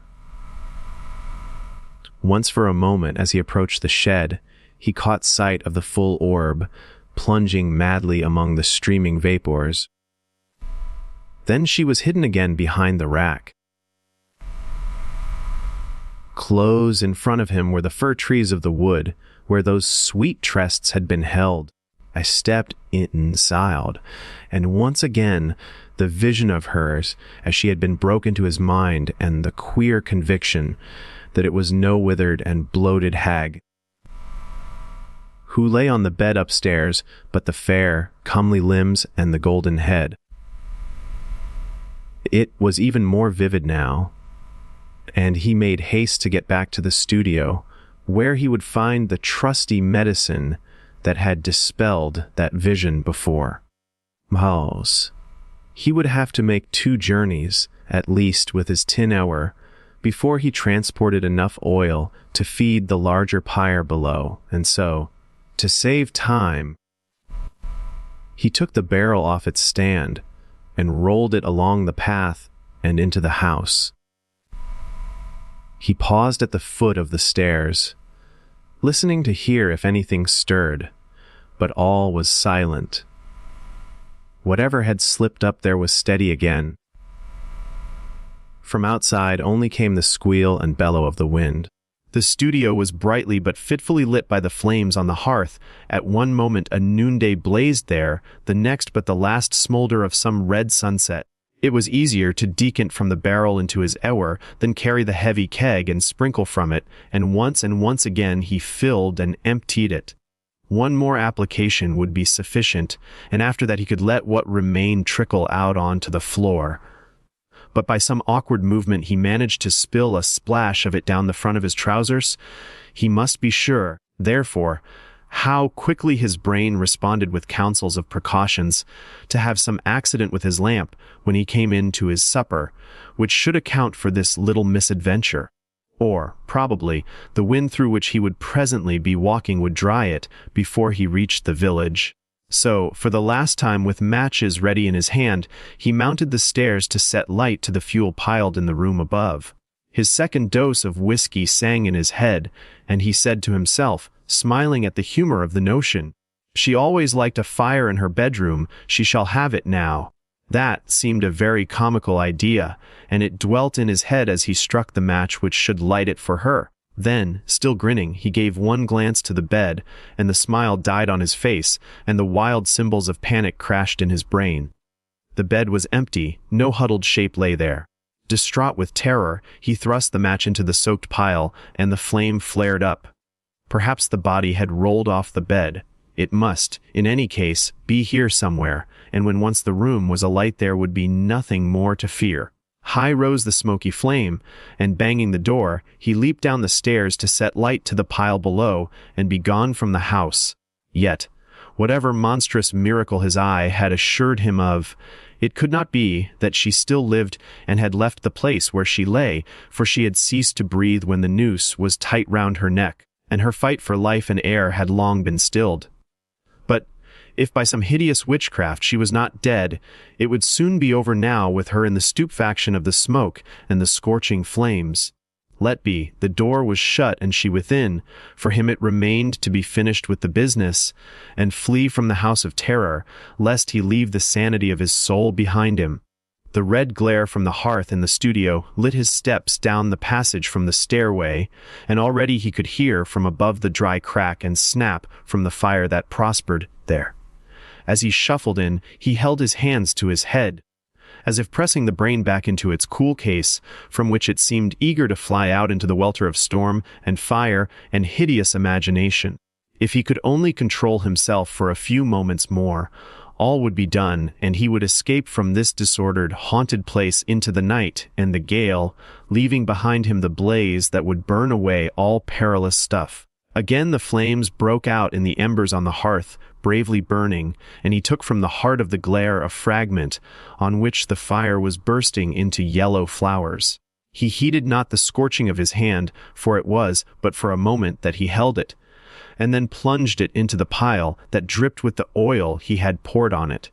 A tower of flame mounted, licking the rafters of the low ceiling, then died away as if suffocated by its own smoke, but crept onwards, nosing its way along till it reached the straw mat, which blazed fiercely.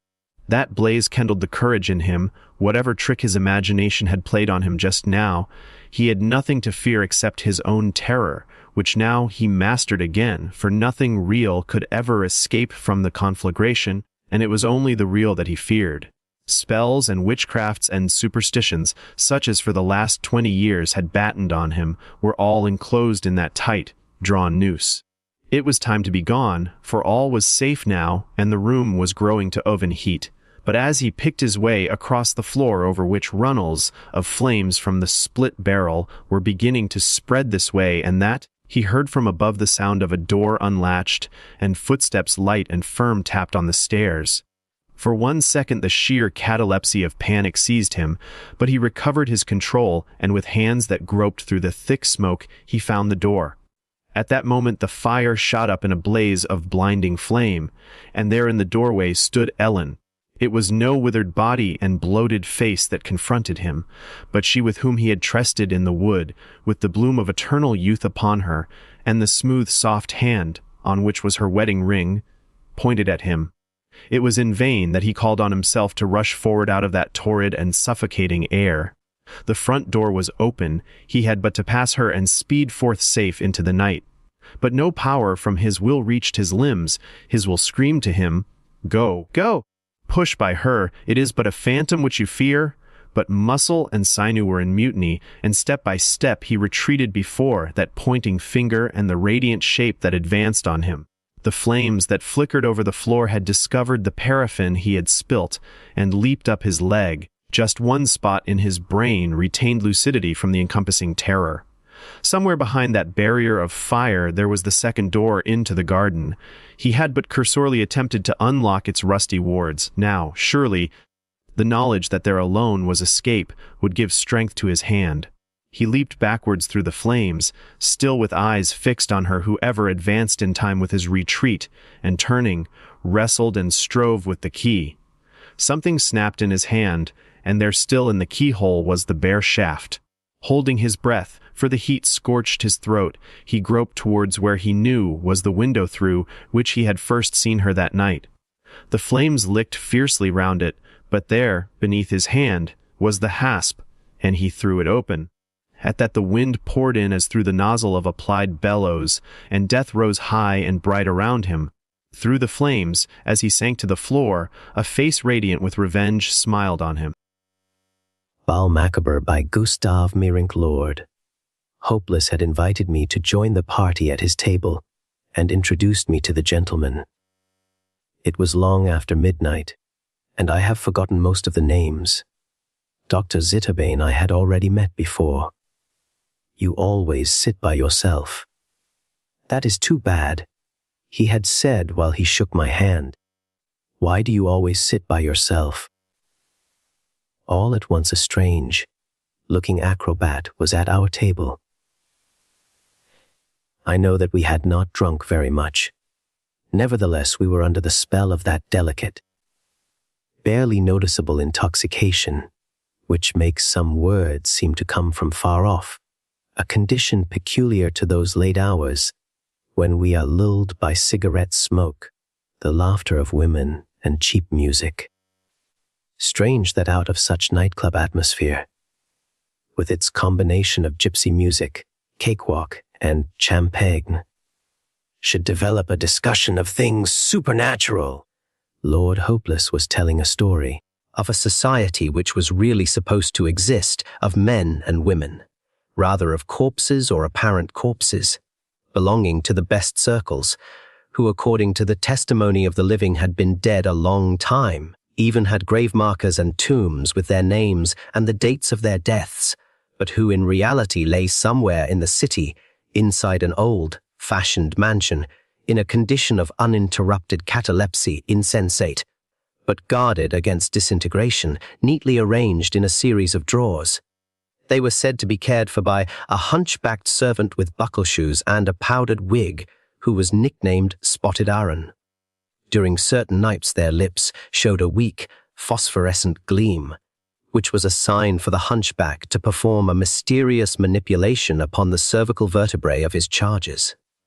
So he said, their souls could then roam about unhampered, temporarily freed from their bodies, and indulge in the vices of the city, with a greediness and intensity which transcended the imagination of the craftiest roue. Among other things, they knew how to attach themselves, in vampire fashion, to those living reprobates who stagger from vice to vice, sucking, stealing, enriching themselves with weird sensations at the expense of the living masses. This club, which, by the way, had the curious name Amanita, possessed even by laws and rules and severe conditions concerning the admission of new members. But these were surrounded by an impenetrable veil of secrecy. I could not catch the last few words of Lord Hopeless' talk, due to the noisy racket of the musicians and the singers who dished up the latest couplet. I took the whitest flow, o'er to cheer my darkest hoe, our tra-la, tra-la, tra-la, la-la, tra-la, the grotesque distortions of a mulatto couple, which accompanied the music with a sort of nigger cancan, added like the song to the unpleasant effect which the story had made on me. In this nightclub, among painted prostitutes, slick waiters, and diamond-studded pimps, the entire impression seemed to grow somewhat fragmentary, mangled up, until it remained in my mind merely as a gruesome, half-real, distorted image, as if time should suddenly, in unguarded moments, hurry with eager, noiseless steps. So can hours burn into seconds for one intoxicated. Seconds which fly out of the soul like sparks, in order to illuminate a sickly web of curious, devilish dreams, woven out of a confused mingling of the past and the future. Thus I can still, out of the vagueness of my memory, hear a voice saying, "Wa should send a message to the Amanita Club." Judging by that, it seems that our talk must have repeatedly reverted to the same theme. In between, I seem to remember fragments of brief observations, like the breaking of a champagne glass, a whistle. Then, that a French cocotte settled herself on my lap, kissed me, blew cigarette smoke into my mouth, and stuck her pointed tongue into my ear. Again later, a postcard full of signature, as was pushed towards me, with the request that I should sign my name too, and the pencil dropped out of my hand. And then again I couldn't manage, because a wench poured a glass of champagne over my cuffs. But I remember distinctly how all of us became suddenly sober, searching in our pockets, on and below the table, and on our chairs for the postcard, which Lord Hopeless wanted to have back by all means, but which had vanished and remained vanished for good. I took the whitest flow o'er to cheer my darkest hoe. Ah, the violins screeched the refrain and submerged our consciousness in the darkness again and again. If one closed one's eyes, one seemed to be lying on a thick, black, velvety carpet from which flamed forth a few isolated ruby-red flowers. I want something to eat. I heard someone call. What? Cave your nonsense! Bring me, and bring me, of the well. Bring me some preserved mushrooms. And all of us ate of those sour mushrooms, which were swimming in a clear, stringy liquid, spiced with some aromatic herb. I took the whitest flow, o'er to cheer my darkest hoe. Our la, tra, la, tra, la, la, tra, la. all at once a strange-looking acrobat dressed in a coverall tricot which was much too large and wobbled crazily about him, was at our table, and at his right sat a masked hunchback with a white flaxen wig. Next to him was a woman, and they all laughed. How in the world did he get in here, with those? And I turned around, the hall was empty, except for ourselves. Oh, well, I thought. Never mind. The table at which we sat was very long, and most of its tablecloth shone as white as a sheet, empty of plates and glasses. "Monsieur Falloids, won't you please dance for us?" said one of the gentlemen, patting the acrobat on his shoulder. They must know each other well. It went through my head in a sort of a dream. Very probably he's been sitting here a long time already. That tricot. And then I looked at the hunchback next to him, and our eyes met. He wore a mask glazed with white lacquer and a greenish, faded jacket, badly neglected and full of crude patches. "Picked up from the street." When he laughed, it sounded like a cross between a wheeze and a rattle. "Frotalus!" Crotalus horridus. That phrase, which I must have heard or read somewhere sometime, went through my mind. I could not remember its meaning, but I shuddered nevertheless as I whispered it to myself. And then I felt the fingers of that young wench touching my knees under the table. "My name is Albina Veritrina," she whispered to me falteringly, as if she were confiding a secret to me, while I seized her hand. She moved very close to me, and I remembered darkly that she had once poured a glass of champagne over my cuff. Her dresses exuded a biting odor. One could hardly keep from sneezing when she made a movement. "Her name is Germer, of course. Miss Germer, you know," said Dr. Zitterbane aloud. Whereupon the acrobat gave a quick laugh, looked at her, and shrugged his shoulders, as if he felt obliged to excuse her behavior. I was nauseated by him. He had peculiar epidermic scars on his neck, as broad as a hand, but all around and of a pale color, giving an effect of ruffles, like the neck of a pheasant, and his tricot of pale flesh color hung loosely on him from neck to toe, because he was narrow, chested and thin. On his head he wore a flat, greenish lid with white dots and buttons. He had got up and was dancing with a girl around whose neck there was a chain of speckled berries. "Have new women dropped in?" I asked Lord Hopeless with my eyes. "That's only Ignatia, my sister," said Albina Veritrina. And while she said the word, sister, she winked at me from the corner of her eye and laughed hysterically. Suddenly, she stuck her tongue out at me, and I noticed that it had a dry, long, reddish streak down its middle, and I was horrified. It's like a symptom of poisoning, I thought. Why has she that reddish streak? It's like a symptom of poisoning! And again I heard the music coming from afar. I took the whitest flow o'er to cheer my darkest hour, and, although I kept my eyes closed, I knew how they all wagged their heads to the music, in crazy rhythm. It is like a symptom of poisoning, I dreamed, and woke up with a chill. The hunchback in his green, spotted jacket had a wench on his lap and jerked off her clothes in a sort of sane Vitus dance, seemingly to the rhythm of inaudible music. Dr. Zitterbane arose awkwardly and unbuttoned her shoulder straps. "Ah! Between second and second there is a brief interval, which does not belong to time, which belongs only to the imagination. Like the meshes of a net." I heard the hunchback orating insinuatingly. "These intervals are, you can add them together, and they will still not result in actual time, but we think them nevertheless. Once, twice, once again, and a fourth time.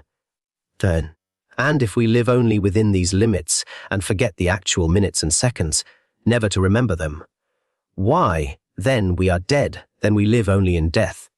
You live, let us say, 50 years. Of that your schooling takes away 10 leaves 40, and sleep steals 20 leaves 20. And 10 are filled with cares remains 10. Of those you spend 9 years in fear of tomorrow, thus you may live 1 year. Perhaps, why wouldn't you rather die? Death is beautiful. There is rest, eternal rest, and no worry about tomorrow. There is the eternal silent present, which you do not know. There is no before and no afterwards. There lies the silent present, which you do not know. These are the hidden meshes twixt second and second in the net of time. Yeah, the words of the hunchback were still singing in my heart. I looked up and saw that the chemist of the winch had dropped to her waist, and she sat on his lap, naked. She had no breasts and no body, only a phosphorescent nebula from neck to hip. And he reached into that nebula with his fingers, and it sounded like the strings of a bass viol, and out of this spectral body came pieces of clinkers rattling to the floor. Such as death, I felt, like a mess of slag. Slowly, the center of that white tablecloth soared upward, like an immense bubble. A chill draft swept the room and blew away the nebula. Glittering harp strings appeared, reaching from the collarbone of the wench to her hips. A creature, half woman, half harp! The hunchback played on it, so I dreamed, a song of death and lust, which ended in a strange hymn. All joy must turn to suffering. No earthly pleasure can endure. Who longs for joy, who chooses joy, will reap the sorrow which it brings. Who never yearns nor waits for joy, has never yearned for sorrow's end. And an inexplicable longing for death came over me, and I yearned to die. But in my heart, life gave battle, the instinct for self-preservation, and death and life were ominously arrayed against each other. That is catalepsy. My eyes stared motionless. The acrobat bent over me, and I noticed his wrinkled tricot, the greenish lid on his head, and his ruffled neck. Catalepsy. I wanted to stammer, but I could not open my mouth. As he walked from one to another and peered into their faces with a questioning leer, I knew that we were paralyzed, as he was like a toadstool. We have eaten toadstools, stewed with veratrum album, the herb which is also called white germa. But that is only a spook of the night, a chimera! I wanted to shout it out loud, but could not. I wanted to turn my head, but could not. The hunchback with the white, varnished mask got up noiselessly, and the others followed him and arranged themselves in couples just as noiselessly. The acrobat with the French trumpet, the hunchback with the human harp, Ignatia with Albina Veratrina. Thus they moved right through the wall in the twitching dance step of a cakewalk. Only once did Albina Veratrina turn her face towards me, accompanying the look with an obscene gesture. I wanted to turn my eyes sideways or close my lids, but I could not. Constantly I had to stare at the wall, clock, and at its hands which crawled around its face like thieving fingers. And in my ears still sounded that haunting couplet. I took the whitest flow, o'er to cheer my darkest hoe. Ah, tra-la, tra-la, tra-la, tra-la, and like a basso ostinato it came from the depths. All joy must turn to suffering. Who never yearns nor waits for joy, has never yearned for sorrow's end. 2. I recovered from this poisoning after a long, long time, but the others are all buried. It was too late to save them, so I was told, when help arrived. But I suspect that they were not really dead when they were buried. Even though the doctor tells me that catalepsy cannot result from eating toadstools, and that the symptoms would have had to be different, I suspect that they were not dead, and with a shudder I have to think of the Amanita Club, and of its weird hunchback guardian, Spotted Aaron, with his white mask. Dark Digiamem by Bernard Capes. I'd not go higher, sir, said my landlady's father. I made out his warning through the shrill piping of the wind, and stopped and took in the plunging seascape from where I stood. The boom of the waves came up from a vast distance beneath. Sky and the horizon of running water seemed hurrying upon us over the lip of the rearing cliff. It crumbles, he cried. It crumbles near the edge like as frosted mortar. I've seen a noble sheep, sir, 80 pound of mutton, browsing here one moment, and seen it go down the next in a puff of white dust. Hark to that! Do you hear it? Through the tumult of the wind in that high place came a liquid vibrant sound, like the muffled stroke of iron on an anvil. I thought it the gobble of water in clanging caves deep down below. It might be a bell, I said. The old man chuckled joyously. He was my cicerone for the nonce, had come out of his chair by the ingle, nook to taste a little the salt of life. The north-easter flashed in the white cataracts of his eyes, and woke a feeble activity in his scrannel limbs. When the wind blew loud, his daughter had told me, he was always restless, like an imprisoned sea gull. He would be up and out. He would rise and flap his old draggled pinions, as if the great air fanned an expiring spark into flame. "It is a bell," he cried, "the bell of old St. Dunstan's, that was swallowed by the waters in the dark times." "Aye," I said, "that is the legend hereabouts." "No legend, sir, no legend. Where be the tombstones of drowned mariners to prove it such? Not 1 to 40 that they has in other sea, board parishes. For why? Dunstan bell sounds its warning, and not a craft will put out. There is the storm cone," I suggested. He did not hear me. He was punching with his staff at one of a number of little green mounds that lay about us. "I could tell you a story of these," he said. "Do you know where we stand? On the site of the old churchyard." "Ay, sir, though it still bore the name of the new yard in my first memory of it." "Is that so? And what is the story?" He dwelt a minute, dense with introspection. Suddenly he sat himself down upon a mossy bulge in the turf and waved me imperiously to a place beside him. "The old order changeth," he said. "The only lasting foundations of men's works shall be godliness and law biding. Long ago they builded a new church, here, high up on the cliffs, where the waters could not reach, and lo, the waters wrought beneath and sapped the foundations, and the church fell into the sea." "So I understand," I said.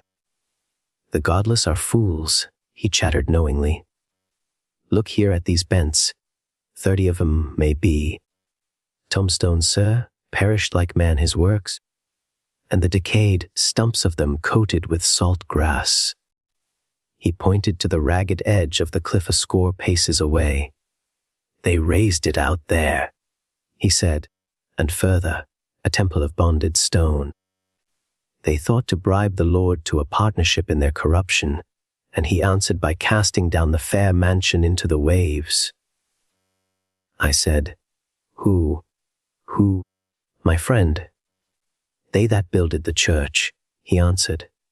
"Well," I said, "it seems a certain foolishness to set the edifice so close to the margin." Again he chuckled. "It was close, as you say, yet none so close as you might think nowadays. Time hath gnawed here like a rat on a cheese. But the foolishness appeared in setting the brave mansion between the winds and its own graveyard. Let the dead lie seawards, one had thought, and the church inland where we stand. So had the bell rung to this day, and only the charnel bones flaked piecemeal into the sea. Certainly, to have done so would show the better providence." "Sir," I said, "the foolishness appeared. But, I tell you, there was foresight in the disposition, in neighboring the building to the cliff path. For so they could the easier enter unobserved, and store their Texegs of Nantes brandy in the belly of the organ. Who are they? Why, who, but 2/3 of all Dunburg. Smugglers!" It was a nest of traffickers in the eternal fire o' weekdays, and on the Sabbath, who so sanctimonious. But honesty comes not from the washing, like a clean shirt, nor can the piety of one day purge the evil of 6. They built their church nigh the margin, forasmuch as it was handy, and that they thought, surely the Lord will not undermine his own. A rare community o' blasphemers, fro the parson that took his regular toll of the organ, loft, to him that sounded the keys and pulled out the joyous stops, as if they was so many spigots to what lay behind. "Of when do you speak?" I speak of nigh a century and a half ago. I speak of the time o' the 7 Years' War, and of Exciseman Jones, that 20 year after he were buried, took his revenge on the cliff side of the man that done him to death. And who was that? They called him Dark Dignam, sir. A great feat smuggler, and as wicked as he was bold. I's your story about him. Ay, it is, and of my grandfather, that were a boy when they laid, and was glad to lay, the exciseman deep as they could dig, for the sight of his sooty face in his coffin was worse than a bad dream. Why was that? The old man edged closer to me, and spoke in a sibilant voice. He were murdered, sir, folly and horribly, for all they could never bring it home to the culprit. Will you tell me about it? He was nothing loth. The wind, the place of perished tombs, the very wild, blown locks of this withered apple, John, were eerie accompaniments to the tale he piped in my ear.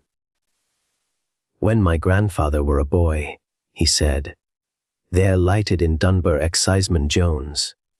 Poor Ops the village had gained an ill reputation. Poor Ops Exciseman Jones's predecessor had failed to secure the confidence o' the executive.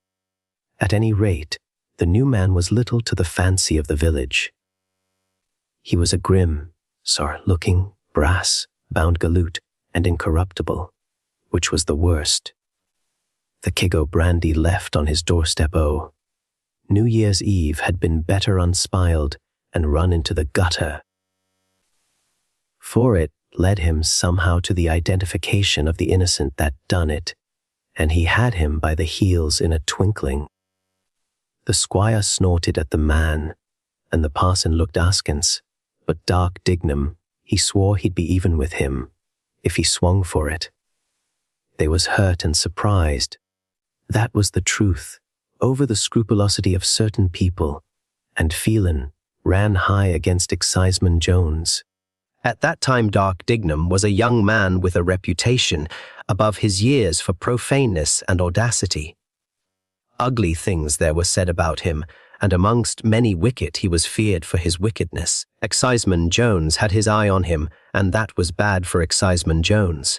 No, one murk December night Exciseman Jones staggered home with a bloody long slice down his scalp, and the red drip from it spotting the cobblestones. Summat fell on him from a window, said Dark Dignam, a little later, as he were drinking hisself hoarse in the Black Boy. Summat fell on him retributive, as you might call it. For, would you believe it? The man had at the moment been threatening me. He did. He said, I know damn well about you, Dignam, and for all your damned ingenuity, I'll bring you with a crack to the ground yet. What had happened? Nobody knew, sir. But Exciseman Jones was in his bed for a fortnight, and when he got on his legs again, it was pretty evident there was a hate between the two men that only blood spillin' could satisfy. So far as is known, they never spoke to one another again. They played their game of death in silence. The lawful, cold and unfathomable, the unlawful, swaggerin' and cruel, and 20 years separated the first move and the last. This were the first, sir, as Dark Dignam leaked it out long after in his cups. This were the first, and it brought Exciseman Jones to his grave on the cliff here. It were a deep, soft summer night, and the young smuggler sat by hisself in the long room of the Black Boy. Now, I tell you he were a fox, ship and trigger, grand. I should call him, in the aloneness of his villainy. He would play his dark games out of his own hand, and sure, of all his wickedness, this game must have seemed the sum. I say he sat by hisself, and I hear the listening ghost of him call me a liar. For there were another body present, though invisible to mortal eye, and that second party were Exciseman Jones, who was hidden up the chimney. How had he inveigled him there? Ah, they've met and worried that point out since. No other will ever know the truth this side the grave, but reports come to be whispered, and reports said as how Dignam had made an appointment with a bodiless master of a smack as never floated, to meet him in the Black Boy and arrange for to run a cargo as would never be shipped, and that somehow he managed to acquaint Exciseman Jones this dissembling appointment, and to secure his presence in Hyden to witness it. That's conjecture, for Dignam never let on so far, but what is known for certain is that Exciseman Jones, who were as daring and determined as his enemy, perhaps more so, for some reason was in the chimney, onto a grating in which he had managed to lower himself from the roof, and that he could, if given time, have scrambled up again with difficulty, but was debarred from going lower. And, further, this is known, that, as Dignam sat on, pretending to yawn and huggin, his black intent, a little sut plopped down the chimney and scattered on the coals of the laid fire beneath. "At that, curse this waitin'," said he.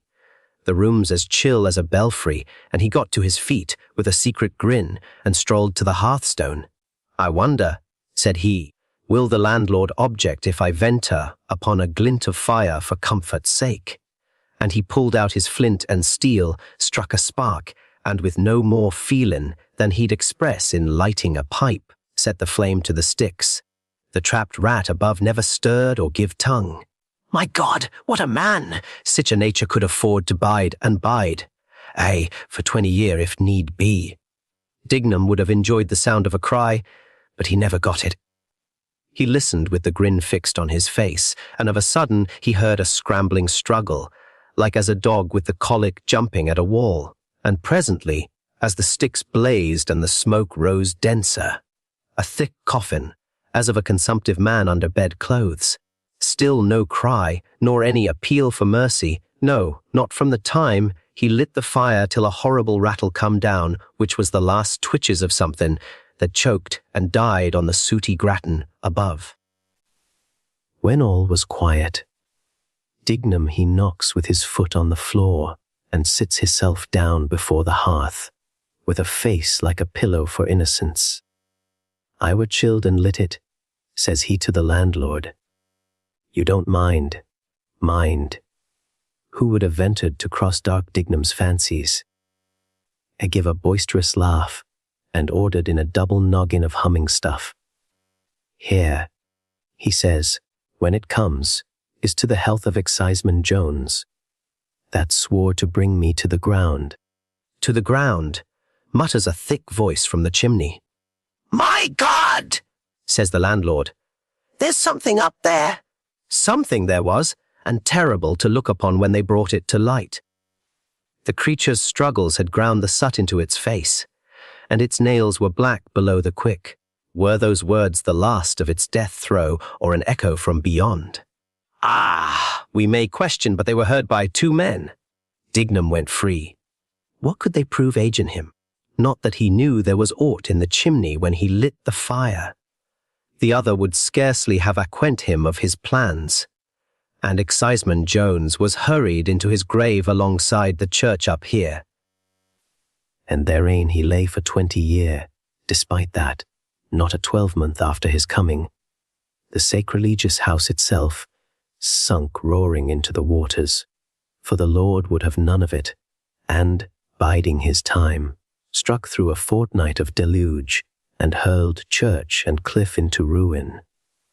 But the yard remained, and, nighest the seaward edge of it, Exciseman Jones slept in his fearful winding sheet and bided his time. It came when my grandfather were a young man of 30, and mighty close and confidential with dark Dignam. God forgive him! Doubtless he were led away by the older smuggler. That had a grace of villainy about him, 'tis said, and used Lord Chesterfield's printed letters for wadding to his bullets. But then he was a ramping, roaring devil, but, for all his bold hands were stained with crime, the memory of Exciseman Jones and of his promise dwelled with him and darkened him ever more and more, and never left him. So those that knew him said, "Know all these years the cliff edge age in the graveyard, where it was broke off, was scabbing into the sea below. But still they used this way of ascent for their ungodly traffic. And over the ruin of the cliff they had drove a new path for to carry up their kegs. It was a cloudy night in March, with scud and a fitful moon, and there was a sloop in the offing, and under the shore a loaded boat that had just pulled in with muffled rowlocks. Out of this dark Dignam was the first to sling himself a brace of rundlets, and my grandfather followed with 2 more. They made softly for the cliff path, began the ascent, was halfway up. Whiz! A stone of chalk went by them with a skirl and slapped into the rubble below. Some more of St. Dunstan's gravel, cried Dignam, panting out a reckless laugh under his load, and on they went again. Whish! A bigger lump came like a thunderbolt, and the wind of it took the bloody smuggler's hat and sent it swooping into the darkness like a bird. Thunder, said Dignam, the cliff's breaking away. The words was hardly out of his mouth when there flew such a volley of chalk stones as made my grandfather, though none had touched him, fall upon the path where he stood and begin to gabble out what he could call to mind of the prayers for the dying.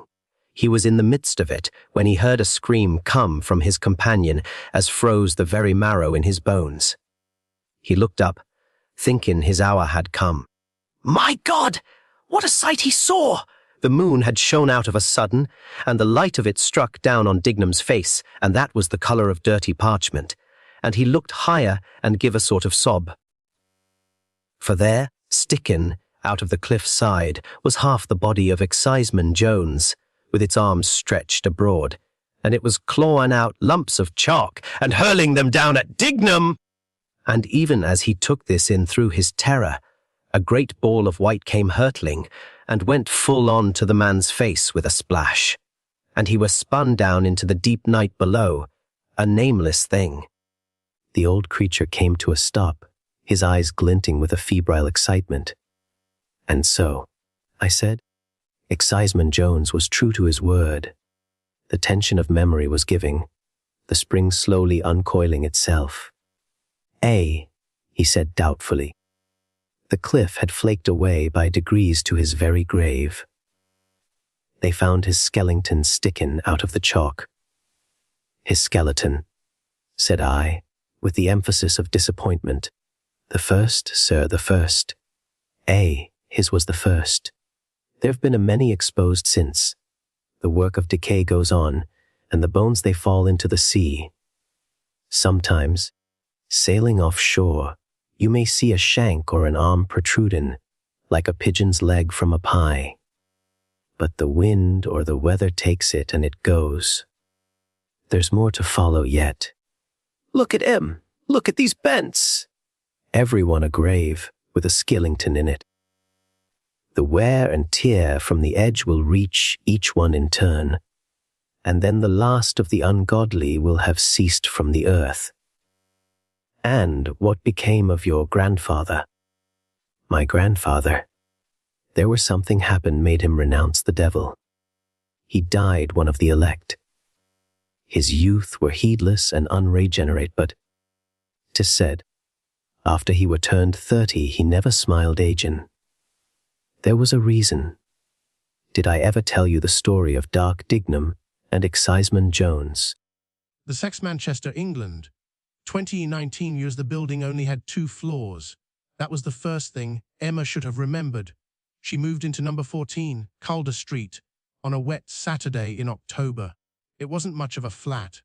1 bedroom, small kitchen, bathroom with a shower that took 5 minutes to become warm, and another 10 minutes to decide whether it wanted to remain that way. But it was cheap, and after separating from Mark, cheap mattered. The building itself was Victorian, 4 flats downstairs, 4 upstairs, and above the 2nd floor, an attic. Nothing more. Emma knew that because the letting agent had shown her the floor plan. So when she heard footsteps above her bedroom, on her first night, she assumed they were coming from the attic. 3 slow steps. Pause. 3 more. Pause. Emma lay awake, listening. Step, step. Then silence, Old building, she thought. Pipes. Wood expanding. Mice, very large mice, wearing boots. She laughed at herself, rolled over and went to sleep. The following morning, she met her neighbor. His name was Alan. He lived across the landing and looked about 70. Settling in, he asked. Trying to. Emma smiled. Someone upstairs was having a wander about last night. Alan's expression changed. Only slightly. But Emma noticed. Upstairs, the attic. Alan stared at her. Then, he smiled. Old building. That was exactly what Emma had told herself. So she forgot about it. For 3 nights, nothing happened. Then, Thursday morning, Emma found a letter on the mat. Not unusual, except it wasn't addressed to her. The envelope read, Miss Sarah else, Asia flight 12 at SCHIRDF flow 14 Keldia CSTR to Emma turned the envelope over. No return address. The postmark was faded. She took it across to Alan. Do you know who Sarah Wells is? Alan looked at the envelope. The color left his face. Where did you get that? Through my door. Throw it away. Emma laughed. I'm not opening somebody else's post. I didn't say don't open it. Alan looked towards the stairs. I said throw it away. Then, he closed his door. That evening, Emma searched online. Nothing. No Sarah Wells, no 3rd floor. The building had 8 flats. Always had. At least according to the records she found. At 11:30, Emma went to bed. At 2:17, the footsteps returned. Step, step, step, pause, step, step, step. Emma opened her eyes. This time, something was different. The footsteps weren't above her, they were on the stairs, coming down, step, step. Emma sat upright. The sound reached the landing, then stopped outside her flat. Silence. Emma waited. Someone slid something beneath her bedroom door, a piece of paper. Emma stared at it. She got out of bed and picked it up. It was the envelope, the one she'd thrown into the outside bin 6 hours earlier. Except now it was open. Inside was a single sheet of paper. 3 words, Aradabo ang Fayakayan A7. Emma didn't sleep. The next morning, she confronted Alan. He let her inside. His flat smelled of cigarettes and furniture polish. Emma placed the letter on his table. Tell me. Alan stared at it for a long time. Then he sat down. Sarah Wells lived here. When, before you were born. Emma waited. 1978. Alan rubbed his hands together. I was 17. My parents lived downstairs. There were 8 flats then, same as now. Emma frowned. Then why does this say 3rd floor? Alan looked at her. Because Sarah said she lived there. Emma stared. That's ridiculous. I know, Alan continued. She appeared one winter. Nobody knew where she'd come from. Young woman, early 20s. People saw her entering the building, walking upstairs. But nobody ever saw her come back down. Emma sat opposite him. Where did she actually live? Alan shook his head. Nobody knew. Then one night, my dad followed her. He watched her climb to the 2nd floor. Then, she kept going. Emma felt something cold move across her back. What do you mean? There was another staircase. Alan pointed towards the ceiling. Where the attic stairs are now. Emma whispered. A 3rd floor? Alan nodded. My dad said there was a corridor. 4 doors. Numbers 9, 10, 11 and 12. Emma looked towards the hallway. What happened? He came downstairs. Called the police. They went up. There was nothing there. Just the attic. Emma swallowed. And Sarah disappeared. 2 weeks later, a smell started coming through the ceiling. They searched the attic. Found her body. Emma stared at him. How did she die? Alan looked down. That's the strange part. She'd been dead for nearly 60 years. Emma said nothing. Alan continued. The clothes, the dental work, everything. They eventually identified her from records. Sarah Wells, born 1892, disappeared 1914. From this building, Alan nodded. The building used to have 3 floors. What happened to it? Fire. 1914, the top floor burned. 4 people died. Afterwards, they removed what remained and built the roof over the 2nd floor. Emma looked at the letter. Then who sent this? Alan didn't answer. Emma returned to her flat. She decided she was leaving. That afternoon, she called the letting agent. She packed 2 suitcases. At 6:30, her sister agreed to collect her. At 5:47, Emma heard someone climbing the stairs. She assumed it was her sister arriving early. Then the footsteps passed her floor and continued upwards. Step, step, step. Emma opened her door. The landing was empty. But at the far end, where there should have been a wall, there was a staircase. Going up. Emma couldn't move. Warm yellow light came from above. Someone was humming. A woman. Emma should have closed the door. She should have gone downstairs. Instead, she climbed. At the top was a corridor. Old wallpaper. Gas lamps, 4 doors. 10, 11, 12. The door to 12 stood open. Emma approached. Inside, a young woman sat beside a fireplace. She wore a long skirt, white blouse, and her dark hair was pinned behind her head. On the table were dozens of envelopes. The woman looked up. Emma. Emma froze. How do you know my name? The woman smiled. Your post keeps coming to my flat. Emma stepped backwards. The woman's smile disappeared. Don't go. Behind Emma, the staircase was gone. There was only a wall. Emma began pounding against it. Hell! The corridor lights flickered. Doors 9, 10, and 11 slowly opened. People stood inside. Burned, blackened, silent. Sarah stood behind Emma. They've been waiting for someone, she whispered, who still has somewhere to go back to. Emma screamed. Downstairs, Alan heard it. He ran onto the landing and saw Emma's flat door standing open. Her suitcases were inside. Her coat, her phone, everything. But Emma was gone. Police searched the building, the attic, the roof, every flat. Nothing. Emma was officially declared missing 3 years later. Alan moved away soon afterwards. The building was renovated in 2024. During the work, builders removed part of the attic floor. Underneath, they discovered something impossible. A staircase. It descended. Instead of going up, at the bottom was a section of burned corridors sealed between the walls. 4 doors. 9, 10, 11, 12. Inside number 12, they found 5 bodies. 4 were over a century old. The 5th was Emma.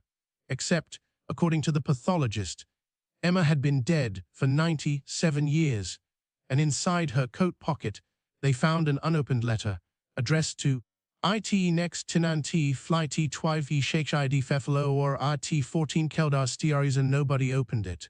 The building was demolished, but sometimes people walking along Calder Street late at night notice something strange. Between numbers 12 and 16, there is occasionally another building, a narrow Victorian building 3 stories high, and in the highest window, a young woman stands watching the street, waiting for someone to bring her post. She didn't last very long, said Mrs. Renner's resentful voice. Lucy Butterfield turned her head on the pillow so that she might hear better the whisperings outside her bedroom door.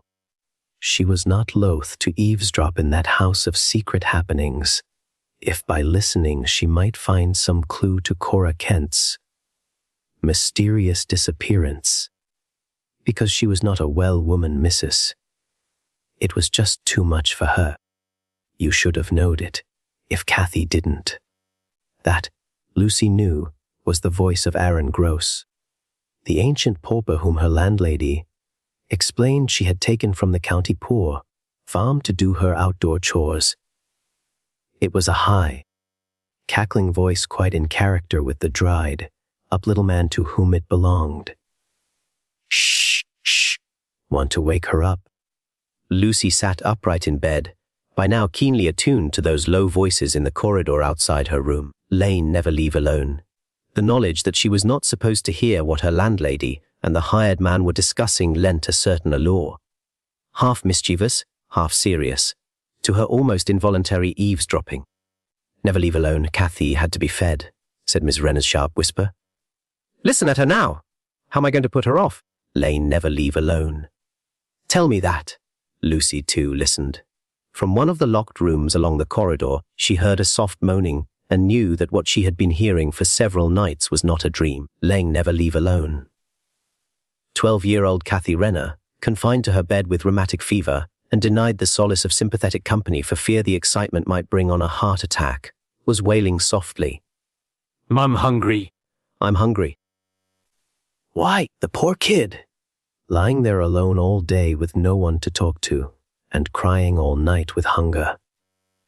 Lucy's gorge rose against the hard efficiency of Mrs. Renner. How could a mother bear hearing that pitiful pleading? As if some relentless intuition pushed her into explanation, Mrs. Renner's voice came huskily. "Listen at her!" "Oh, my little Kathy! I just can't bear it. I can't get at them tonight, but tomorrow I'm going to take out that honeysuckle." Lucy's grey eyes roved across the room to rest with puzzlement upon a tail vase of yellow, blossomed honeysuckle, dimly seen in the half-light on one shelf of the old bureau between the two south windows. She had thought it pleasant that her landlady brought them in fresh daily, for their high perfume was sweet, and they seemed part of the country life to which she had given herself for a 2-week vacation from her new and responsible buyer's position in the linen department of Munger Brothers in Philadelphia. "Don't do it, missus. You'll just be sorry if you do. Don't do it." Sharp protest in old Aaron's querulous voice. "You know what happened with that other gal. You can't keep that up, missus. If this one goes, it won't be like the first one, and then you'll have double trouble, missus, mark my words. Don't do it. Accidents are one thing, on purpose is another. Let me get a sharp steak, missus." "Hush! Get back to bed, Aaron. Leave this to me. After all, I'm Kathy's mother. You're not going to stop me. I'm not going to let her go hungry. Get back to bed, I tell you. Well, her door's locked, and there's honeysuckle inside.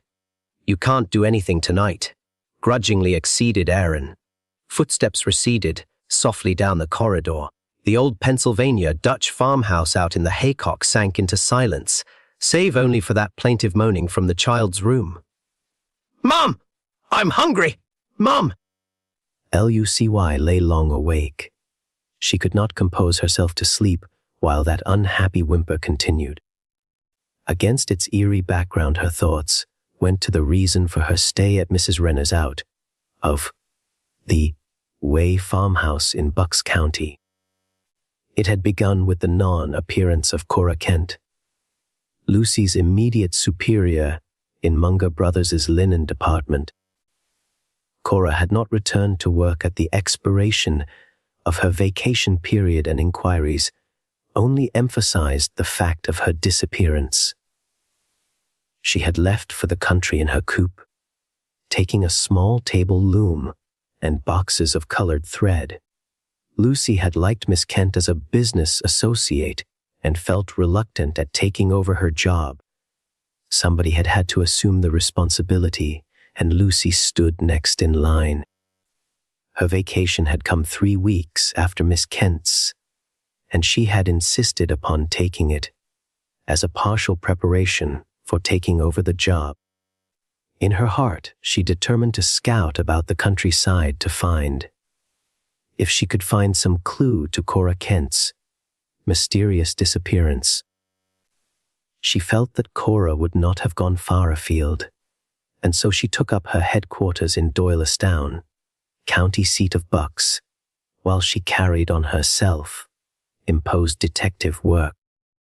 In the Haycock region outside Quakertown, where many isolated farms were located, she came upon a clue. She had learned at the Doylestown Museum the names of weavers, and inquiries had taken her to Mrs. Renner's farm. On the 3rd day of her vacation, Lucy had come to an agreement with Mrs. Renner for a week's board and weaving lessons.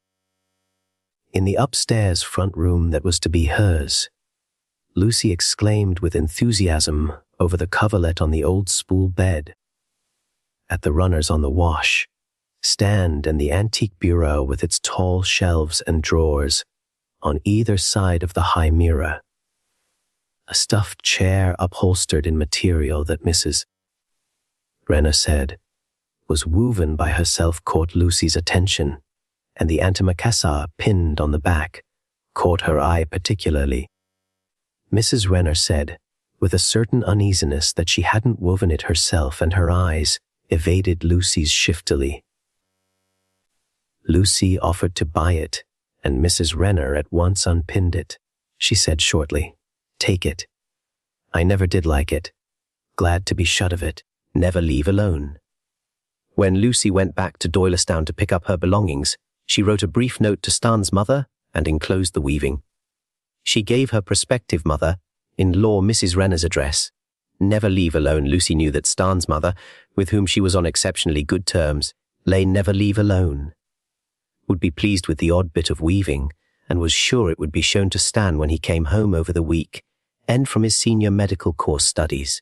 Never leave alone. The antimacassar wasn't as crazy looking as she had at first imagined. It was a neat piece of work, even if the central design was loosely haphazard. Lay never leave alone. The decorative blocks at corners and center top and bottom weren't so poorly designed, and the irregular markings through the center were amusing. They looked like some kind of ancient symbols. Lay never leave alone. Brunner would be charmed to receive an authentic piece of obviously original weaving. Lucy promised herself to find out about the weaver once she had gained her landlady's confidence. She had asked Mrs. Renner outright if ever a Miss Cora Kent had been at the Renner place, and her landlady had eyed her strangely and denied ever having heard the name even. On Friday morning, her second day on the Renner farm, Aaron Gross brought Lucy a package from the Doylestown laundry, where she had left lingerie. He acted so suspicious and fearful that she was puzzled. When she stripped the covering from the package, he took it and crumpled it, as if he were afraid someone would know she had given her address freely before going to the farm. Lucy counted the small pieces. There were 11 instead of 10. There was an extra handkerchief, and it was initialed. It was then that Lucy received the first impact of ominous intuition. The handkerchief carried the initials C.K. Cora Kent must have lived somewhere in the vicinity. There was a penciled note from the laundry. The handkerchief had been mistakenly delivered to another customer and was now being returned apologetically to its owner's address. Cora Kent had been to the Renner farm. Mrs. Renner had lied deliberately when she said she had never heard the name. Lucy looked up at the sound of a rustling, starched skirt to find Mrs. Renner staring down at Cora's handkerchief, sallow brow furrowed, lips a straight line, black eyes narrowed. Mrs. Renner said nothing. She only stared. Then she turned suddenly on her heel and marched into the house. Lucy was disturbed without actually knowing why, yet Mrs. Renner's deliberate lie was in itself a puzzle. THIS was only one of the small things that began to trouble her, like the locked door that confined Kathy Renner. Mrs. Renner had said definitely that she didn't want people barging in on Kathy, perhaps getting her all excited, what with the danger of heart trouble on account of the rheumatic fever.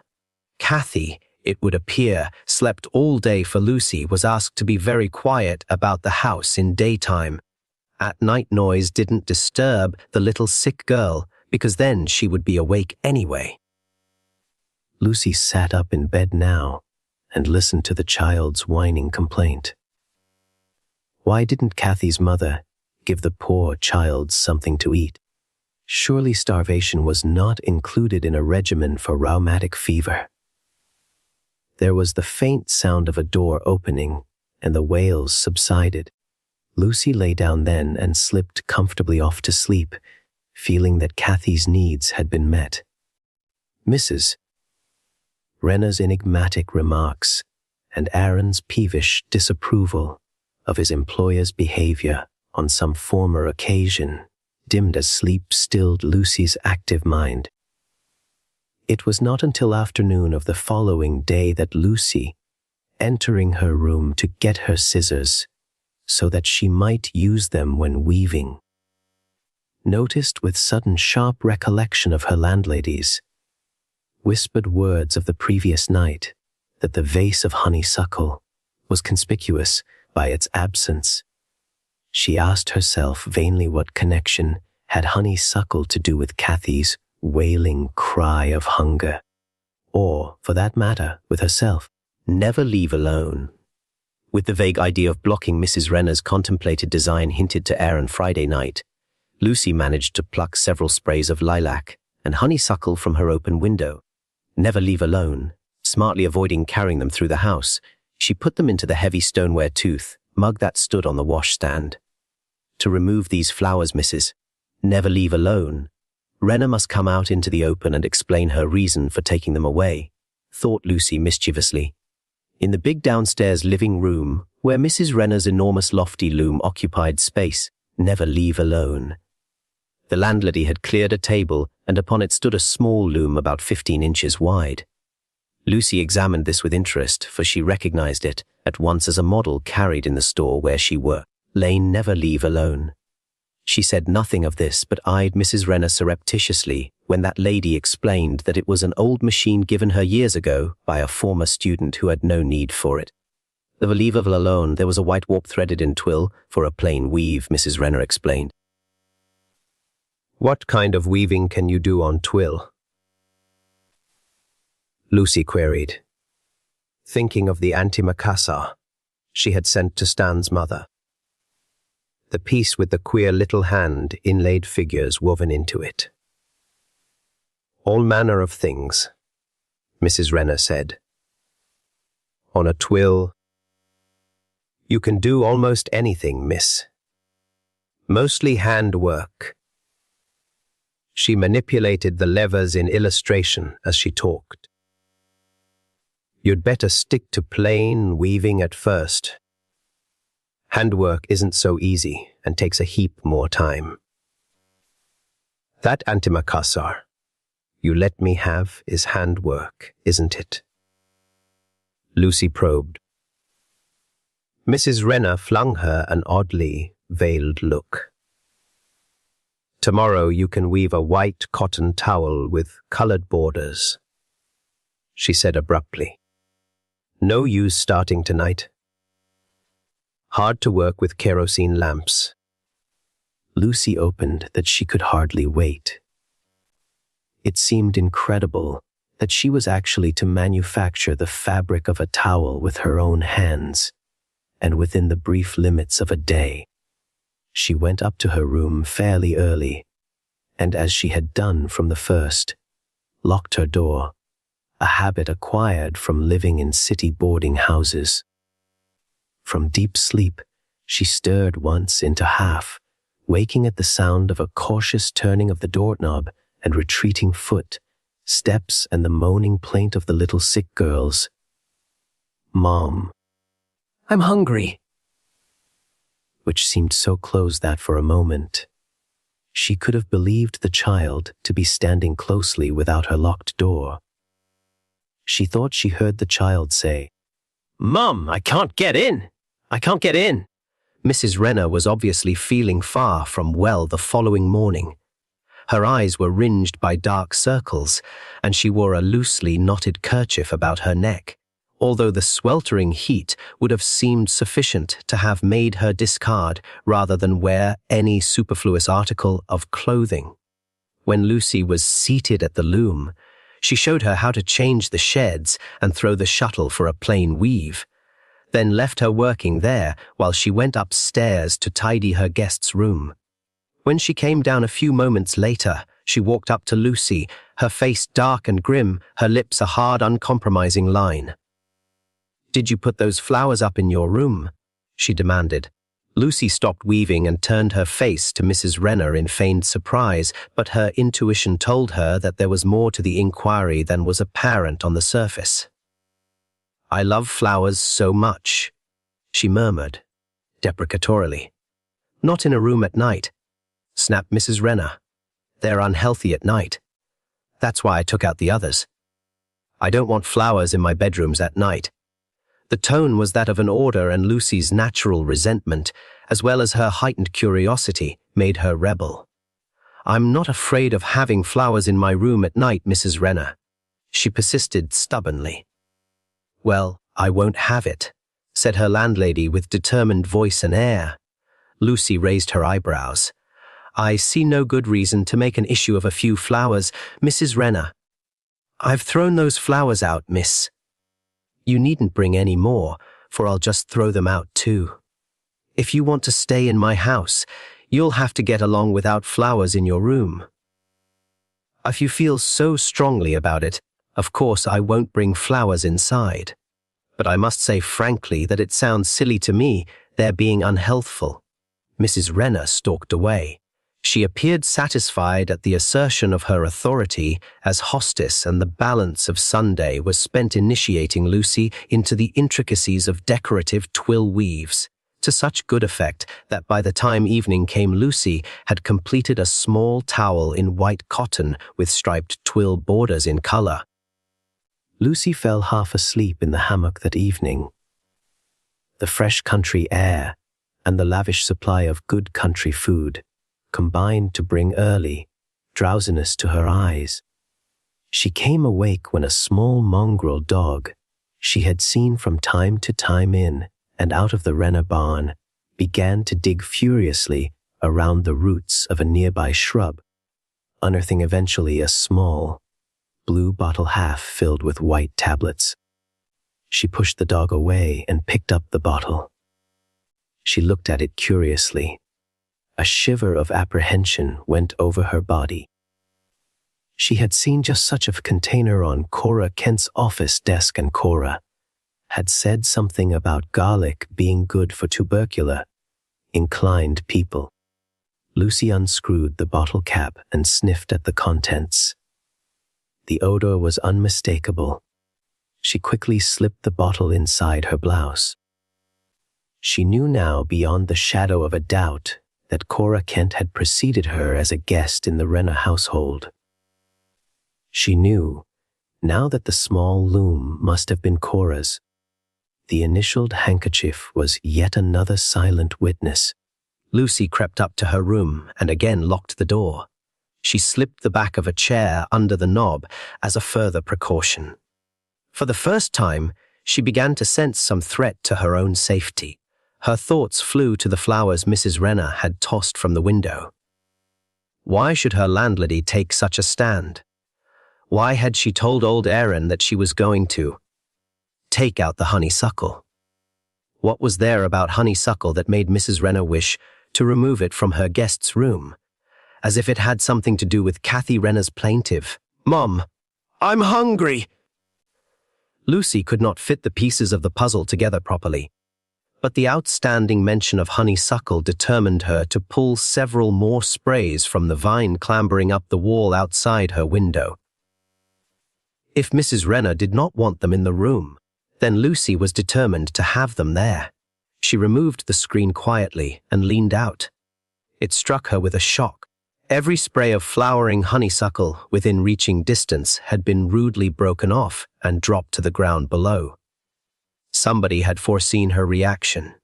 She replaced the screen and sat down on the edge of her bed, puzzled and disturbed. If Mrs. Renner was entertaining nefarious designs that mysteriously involved the absence of honeysuckle, then Lucy knew she would be unable to meet the situation suitably.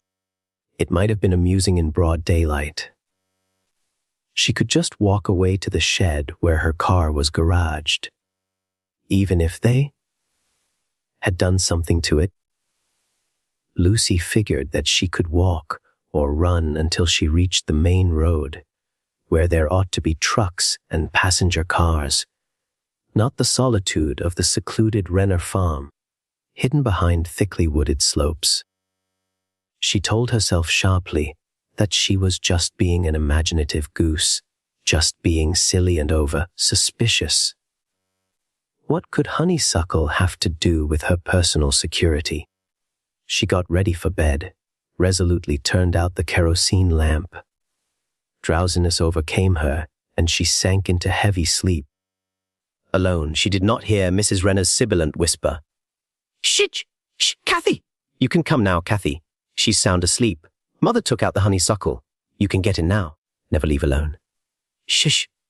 She did not hear old Aaron's querulous pressed, "You can't do this, missus. Let me get the steak, missus. It'd be better that way, missus."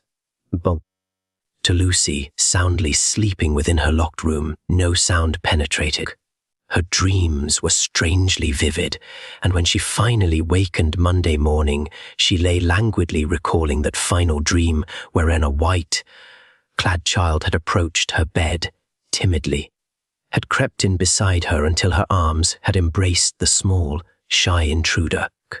The child had put small warm lips against her throat in what Lucy felt was a kiss, but a kiss such as she had never in her life experienced. It stung cruelly, but when she yielded to the child's caress, a complete relaxation of mind and muscle fell upon her, and it was as if all of herself were being drawn up to meet those childish lips that clung close to her neck. It was a disturbing dream, and even the memory of it held something of mingled antipathy and allure. Lucy knew it was time to rise, and she sat up, feeling tired, almost weak, and somehow disinclined to make the slightest physical effort. It was as if something had gone out of her, she thought exhaustedly. She lifted one hand involuntarily to her neck. Her fingers sensed a small roughness, like 2 pin-pricks, where the dream child had kissed her so strangely, so poignantly. Lucy got out of bed then and went to the mirror. Clear on her neck were those 2 marks, as if a great beetle had clipped the soft flesh with sharp mandibles. She cried out softly at the sight of those ruddy punctures. That there was something wrong, she was now convinced. That it also concerned herself, she felt certain.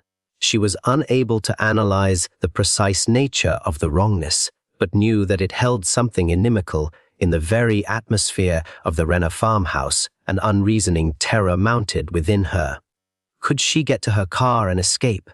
Escape? She stared at her neck in the mirrored reflection and fingered the red marks gingerly.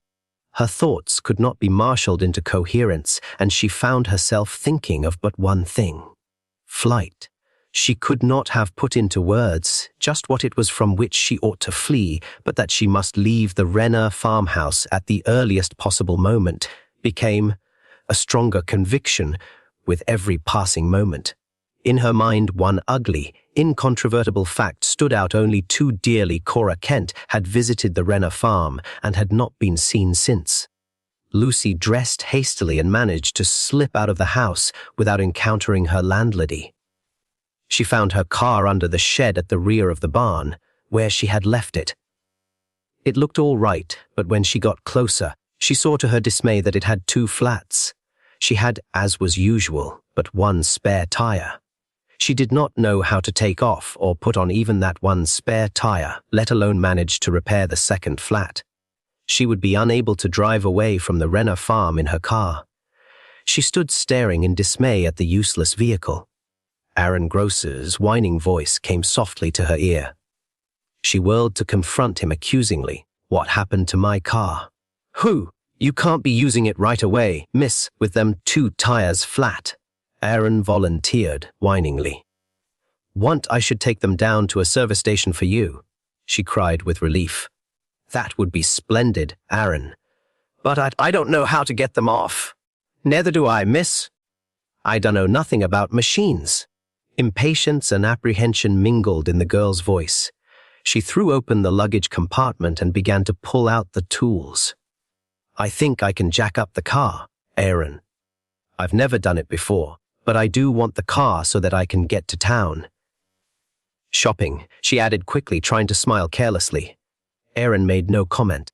He stood at the end of the shed, watching her as she managed to get the jack under the rear axle and began to pump the car off the ground.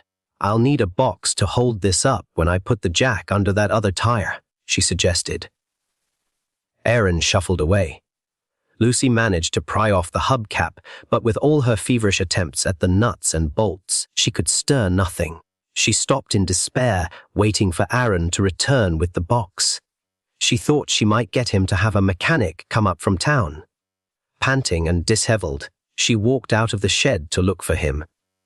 As she emerged, Mrs. Renner confronted her, grim-lipped, narrow-eyed. "Anything wrong?" inquired Mrs. Renner, both fat hands smoothing down blue checkered apron over ample hips. "My car has 2 flats. I can't understand why, blurted Lucy. Mrs. Never leave alone. Renna's face remained impassive. She stated rather than asked. You don't need to go into town. Aaron can do your errands. Oh, but I do want to get to town, insisted Lucy with vehemence. Lane never leave alone. You don't need your car until you're leaving here, said Mrs. Renner coldly. She regarded Lucy with impassive face, then turned her back and walked toward the house without another word. Lucy called, never leave alone. Mrs. Renner, I'd like to have Aaron take these 2 wheels into town to be repaired, but I can't get them off. Mrs.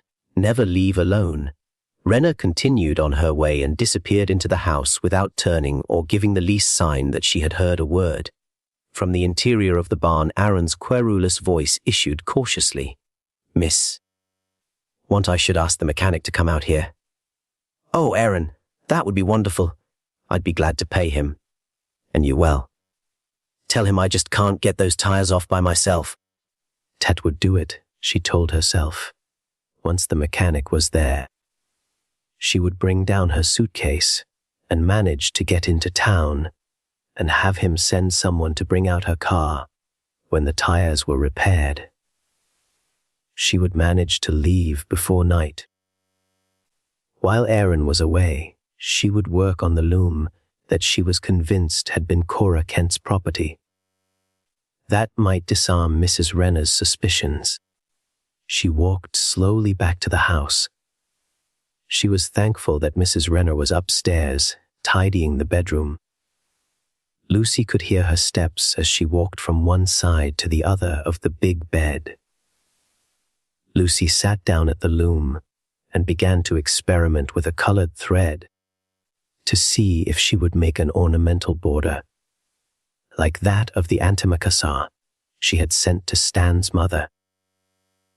It was not as difficult as she had thought it might be, and went faster than she believed possible. It was almost as if other fingers laid the threads in place for her. She began to build up the border emblems with growing excitement. The corner inserts looked for all the world like curving serpents, standing upright on their tails, and the center one was like a snake with its tail in its mouth. Time passed. The weaving grew under what she felt were guided fingers. Alone why, she said aloud, amazed at what she had woven in so short a time. It looks like Essos. So, hissed Mrs. Renner significantly. She was standing directly behind Lucy, never leave alone, staring at the woven symbols with narrowed eyes and grim mouth. She picked up the scissors lying on the table and slashed across the weaving with deliberate intent. In a moment it had been utterly destroyed. So, she said with dark finality. Lucy's hands had flown to her mouth to shut off horrified protest. She could not for a moment utter a word. The significance of that action was all too clear. She knew suddenly who had woven the antimacassar. She knew why the adaptable serpents had been chosen for decor. She looked at Mrs.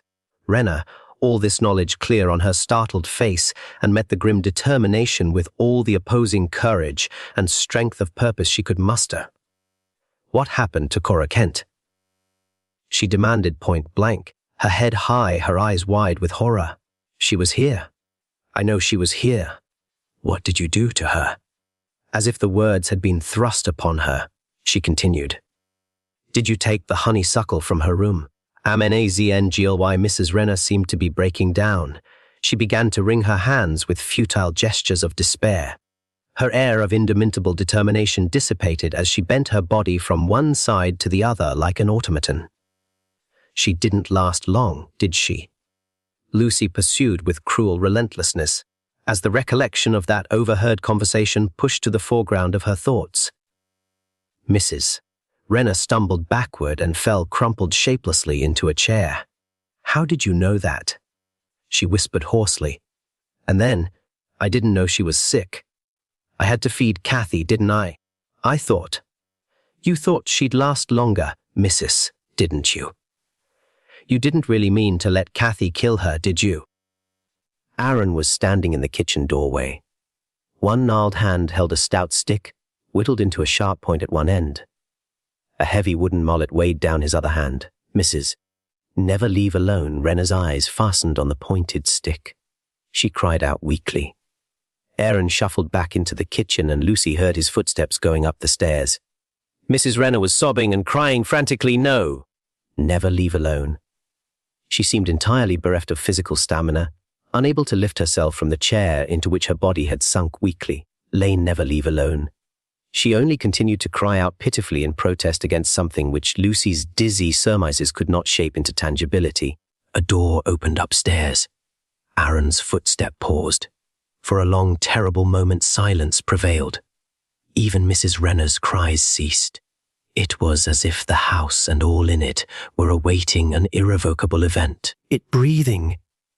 Then there sailed out upon that sea of silence a long, quavering shriek of tormented, protesting agony that died away in spreading ripples of sound. It breathing, ebbing into the finality of deep stillness as if the silence had absorbed them. Mrs. Rena slipped unconscious to the floor. She said one word only as her body went from chair to floor. "Kathy." Her lips pushed apart sluggishly to permit the escape of that sound. Lucy stood without moving beside the loom with its slashed and ruined web. It was as if she were unable to initiate the next scene in the drama and were obliged to await her cue. It came with the sound of wheels and a brake and a voice that repeatedly called her name. "Lucy! Lucy!" Why, it was Stan. How was it that Stan had come to her? How was it that his arms were about her shelteringly? She found her own voice then. "Aaron has killed Kathy with a sharp stick and a mallet," she accused sickly. Stan's voice was full of quiet reassurance. "Aaron hasn't killed Kathy. Kathy has been dead for many weeks." "Impossible," whispered Lucy. "I've heard her calling for food, night after night." "Food, Lucy?" All Kathy wanted was blood. Her mother tried to satisfy her and couldn't. So Kathy took what Cora Kent could give and Cora couldn't stand the drain. Oh, Mrs. Rena said Cora didn't last long. Stan held her closer, comfortingly safe within his man's protective strength. Lucy, did she? Lucy touched her neck.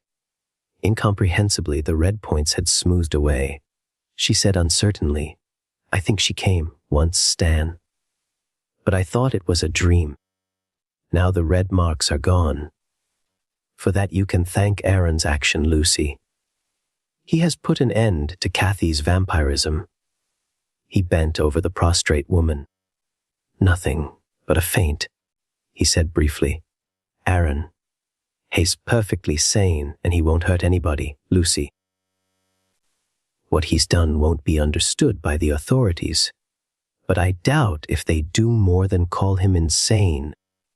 For an examination will prove that Kathy was long dead before he drove that wooden stake into her heart." "Alone, how did you know about her, Stan?" "From the antimacassar you sent Mother. With the Essos worked into the border," Lucy ventured. "So you found that too, Lucy. Lane, never leave alone. Did you know that poor girl had woven shorthand symbols all over the piece? As soon as I realized that they stood for vampire, danger, death, Cora Kent, I came for you." "What will happen to Mrs. Rena, Stan?" "That's hard to say, but she may be charged with murder if they ever find Cora's body." Lucy shuddered. "The likelihood is that she is mentally unsound deaf. She probably never realized that Kathy was dead. Her punishment may not be too severe. But come on, Lucy, and pack up your things. You're going back to town with me, and we'll inform the authorities of what's happened." 1894, Henningshedadasi Thomas Avery took the position, because nobody else wanted it. That should have warned him. The job itself seemed simple enough. Night watchman at Hesty Jude's receiving house, on the outskirts of York. The building stood behind the old cemetery, separated from the graves by a high stone wall. It wasn't quite a mortuary. Not officially. Bodies were brought there when doctors were uncertain whether death had truly occurred. Such places were not uncommon. People feared premature burial, and so the dead were sometimes kept for a day or two before being placed in the ground. St. Jude's had 6 rooms. 5 contained ordinary wooden tables. The 6th contained a bell, Thomas noticed it on his first evening. A thin rope disappeared, through a hole in the ceiling, then travelled down the wall and into the room below. What does that do? The caretaker, Mr. Grady, looked at the rope. Nothing anymore. Thomas smiled. Then why is it there? Grady pulled on his coat. Old precaution. He pointed towards the basement door. Each body downstairs had a cord, tied around one wrist. If somebody woke it, they pulled it. Thomas understood. The bell rang. Grady nodded. Exactly. Thomas looked at the basement door. Did it ever happen? Grady stopped. His hand remained on the front door handle. No, then he left. Thomas's first night was uneventful. At midnight, he walked through the building. Nothing. At 1, he drank tea. At 2, he read the newspaper. At 3:17, the bell rang. Ding. Thomas looked up. Silence. He waited. Nothing. Then, ding. A second ring. Thomas stood. The rope beside the wall was moving. Slowly. Up, then down. Ding. Thomas approached. He touched the rope. It stopped. He remembered what Grady had said. Each body downstairs had a cord tied around one wrist. Thomas stared at the basement door. There was only one problem. The basement was empty. Grady had shown him before leaving. No bodies had arrived that day. Thomas opened the basement door. Hello. The stone steps descended into darkness. He took his lantern. The air below was considerably colder. At the bottom were 6 narrow chambers. Each contained a wooden table, all empty. Thomas walked between them. The bell ropes hung from the ceiling. 5 were still. The 6th was swinging. Thomas raised his lantern. The rope disappeared beneath the table. He crouched. Nothing then. From behind him someone whispered, "Too late." Thomas spun around. Empty room.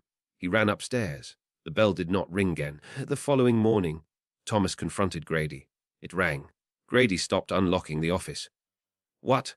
The bell. Grady looked towards the rope. What time? 3:17. Grady's face changed. Exactly. Near enough. Exactly. Thomas? Thought. Yes. 3:17. Grady closed his eyes, then whispered, "Damn." Thomas became angry. You know something?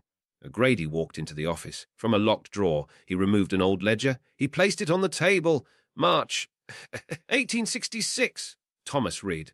Names, dates, causes of death. Then, one entry. Elias Vane, age 38. Cause unknown. Thomas looked up. Who was he? Schoolmaster? Grady sat down. They found him unconscious beside the river. No pulse. No breathing. The doctor pronounced him dead. He was brought here. Thomas already knew what was coming. He wasn't dead. Grady shook his head. At 3:17, the bell rang. Thomas stared at him. Why didn't anyone help him? The watchman was asleep. Grady's voice became quieter. When he finally came downstairs, Vane was dead. For real this time. Thomas swallowed. How? Grady looked at his own hands. It pulled the rope so hard. It cut through his wrist. His fingernails were broken. The door was covered in scratches. Thomas looked towards the basement. Why does the bell still ring? It doesn't. It did last night. Grady leaned closer. Then don't answer it again. Thomas frowned. I didn't answer it. Did you go downstairs? Wes. Grady stared at him. Then you answered. Thomas almost resigned.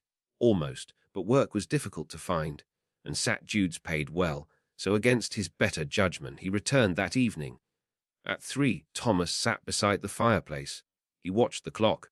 3:10, 3:12, 3:15, 3:16. Thomas stared at the bell. The minute hand moved. 3:17, nothing. Thomas exhaled. Then someone knocked on from beneath the floor. 3 times. Knock, knock. Thomas remained seated. A voice followed, muffled beneath the boards. Watchman. Thomas gripped the chair. Watchman? Please. He said nothing. The bell rang. Ding. Please. I'm awake. Thomas closed his eyes. The voice sounded human, terrified. Ding. Please help me. Thomas stood, then stopped. Don't answer. The voice began crying. I don't want to die down here. The Thomas whispered. It's not real. The crying stopped. Silence. Then the voice said, Thomas. His blood ran cold. How do you know my name? The moment the words left his mouth, Thomas realized his mistake. He had answered. The bell began ringing violently.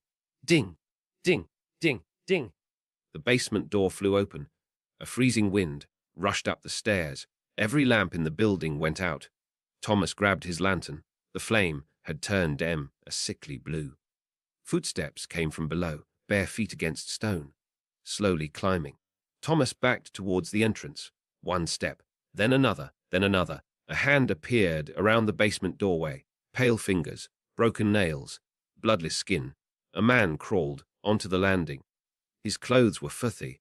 His wrist was almost severed, but his face was worse. His mouth had been sewn shut. Thomas screamed. The thing looked at him, then raised one finger towards its lips, quiet. Behind it, another bell rang. Not upstairs, down in the basement. Then another, and another. 5 bells ringing together.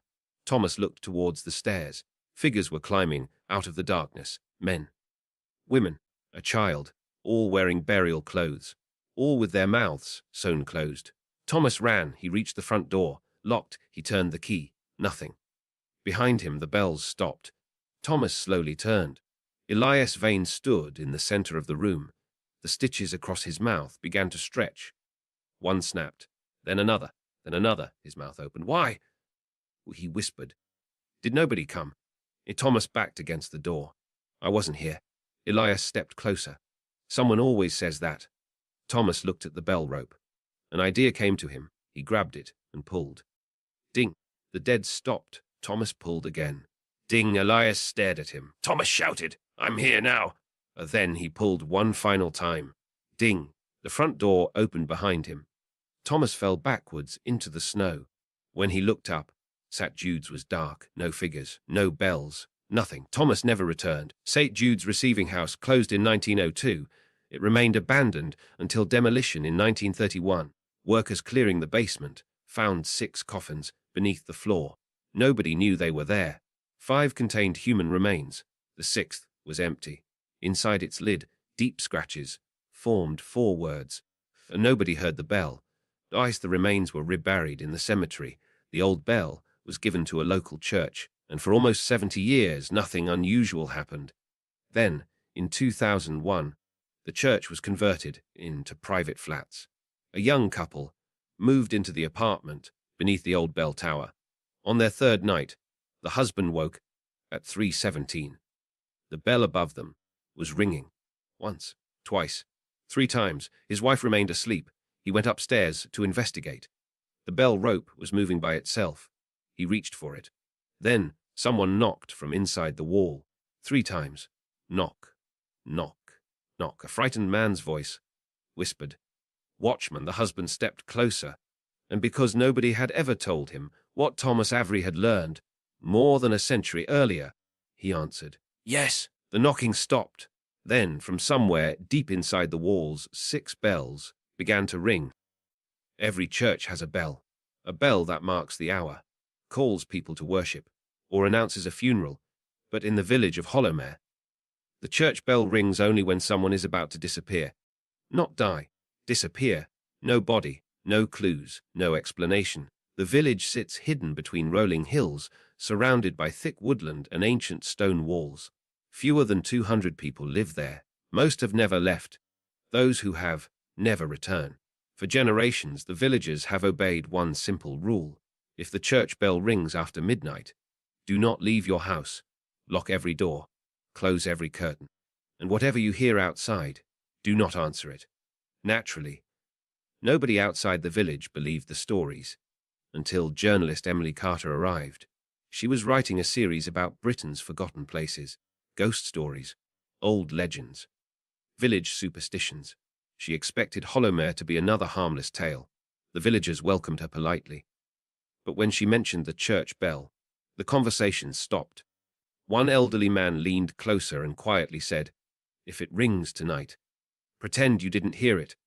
Emily smiled. She thanked him, then continued filming. The church stood on a small hill overlooking the village, built from dark stone. Its tower leaned slightly to one side. The bell rope had long since been removed. There was no way anyone could ring it. That evening, heavy fog rolled across the fields. By 11 o'clock, the streets were completely empty. Every curtain had been drawn, every door locked, Emily sat alone in the village inn. Her cameras ready. Midnight arrived. Nothing happened. She checked her watch. Perhaps the stories were exaggerated after all. Then dong. The bell rang once. The sound echoed across the valley, slow, deep, far louder than any church bell should have been. Dong. Again. The entire building seemed to vibrate. Emily rushed outside. The streets remained deserted. No lights, no movement. Only the church standing silently above the village. Then she heard footsteps, not behind her, ahead. Someone walked slowly through the fog. A tall figure carrying an old lantern. The light barely reached the ground. "Hello," Emily called. The figure stopped. Very slowly, it turned. Its face remained hidden beneath a wide-brimmed hat. It raised one arm, not waving, pointing towards the church. The lantern suddenly went out. The figure disappeared. Emily hurried uphill. The church doors stood open. Inside, hundreds of candles burned. Yet there was no one there. The pews were empty, the altar abandoned. Dust covered every surface, except the stone floor down the center aisle. Fresh wet footprints led towards the bell tower. Emily followed them. A narrow spiral staircase climbed into darkness. The higher she climbed, the colder the air became. Halfway up, she noticed something carved into the wall. Names, dozens of them, every one followed by a date. None had a death recorded, only the day they vanished. At the very top, she reached the bell chamber. The enormous bronze bell hung perfectly still. No rope, no mechanism, nothing moving. Yet, dong, the bell rang again right above her head. Without moving, the sound shook the tower. Emily covered her ears. Then she heard another noise. Someone climbing the staircase. Slow, heavy, one step at a time. She called out. No answer. The footsteps continued. Closer, closer, until a hand appeared over the final step. It was grey, thin, almost skeletal. Another hand followed. Then a face. Emily's face, every detail, every expression. Except, its eyes were completely white. The thing smiled.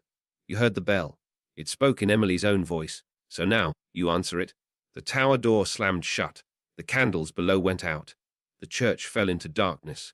Emily screamed. The villagers heard her. None of them opened their doors. By sunrise, the church stood silent once again. Police searched every inch of the building. Emily had vanished. Her cameras remained inside the bell tower. The final recording survived. It showed Emily backing away from the thing that wore her face. Then, the camera fell to the floor. For just a second, it captured the bell, swinging violently. Though nothing touched it. Years later, visitors still come to Hollowmere. Most leave before sunset. Some stay the night. Very few ever hear the bell. But every now and then, just after midnight, the villagers quietly lock their doors. Because somewhere outside, the bell begins to ring. And if you listen carefully, between each toll, you can hear someone knocking. Not on the church door, on yours. Norfolk, England, 1963 someplace, do not need a graveyard to be haunted.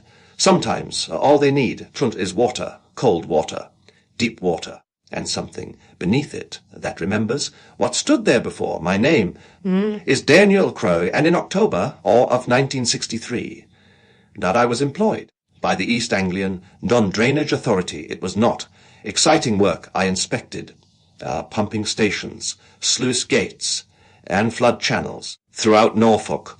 Most days I saw more mud than people. I preferred it that way. Then I was sent to Blackmere Marsh. The assignment appeared simple. A drainage pump had stopped working near and isolated through a stretch of wetland the previous engineer had visited on 3 days earlier. He had not. He returned. His name was Albert Shaw, the police believed, and he had fallen into the marsh. My employer believed he had abandoned his post. I believed I would repair a broken pump and be home before supper. All three of us were wrong. I arrived at Blackmere shortly after 3 in the afternoon. The road ended nearly a mile on from the pumping station.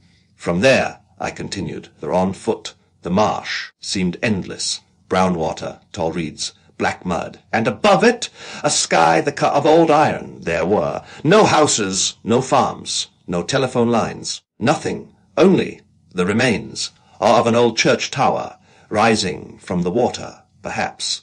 A half a mile away, that surprised me. Only the upper, 20 feet, all remained visible. A square, stone-towered, the by reeds. I assumed the marsh had flooded around it. 10 years earlier, the pumping station, all was little more. Then a concrete building containing a diesel engine, and 2 enormous pumps. I unlocked the door. Inside, I found Albert Shaw's coat. His lunchbox was still on the table. Half a sandwich remained inside. His tools lay beside the engine. Whatever had happened, Albert had not planned to leave. I inspected the pump. Nothing obvious. Fuel and plenty. All and fine. Drive belt intact, I tried. Shone the starter. The engine turned, but would not fire.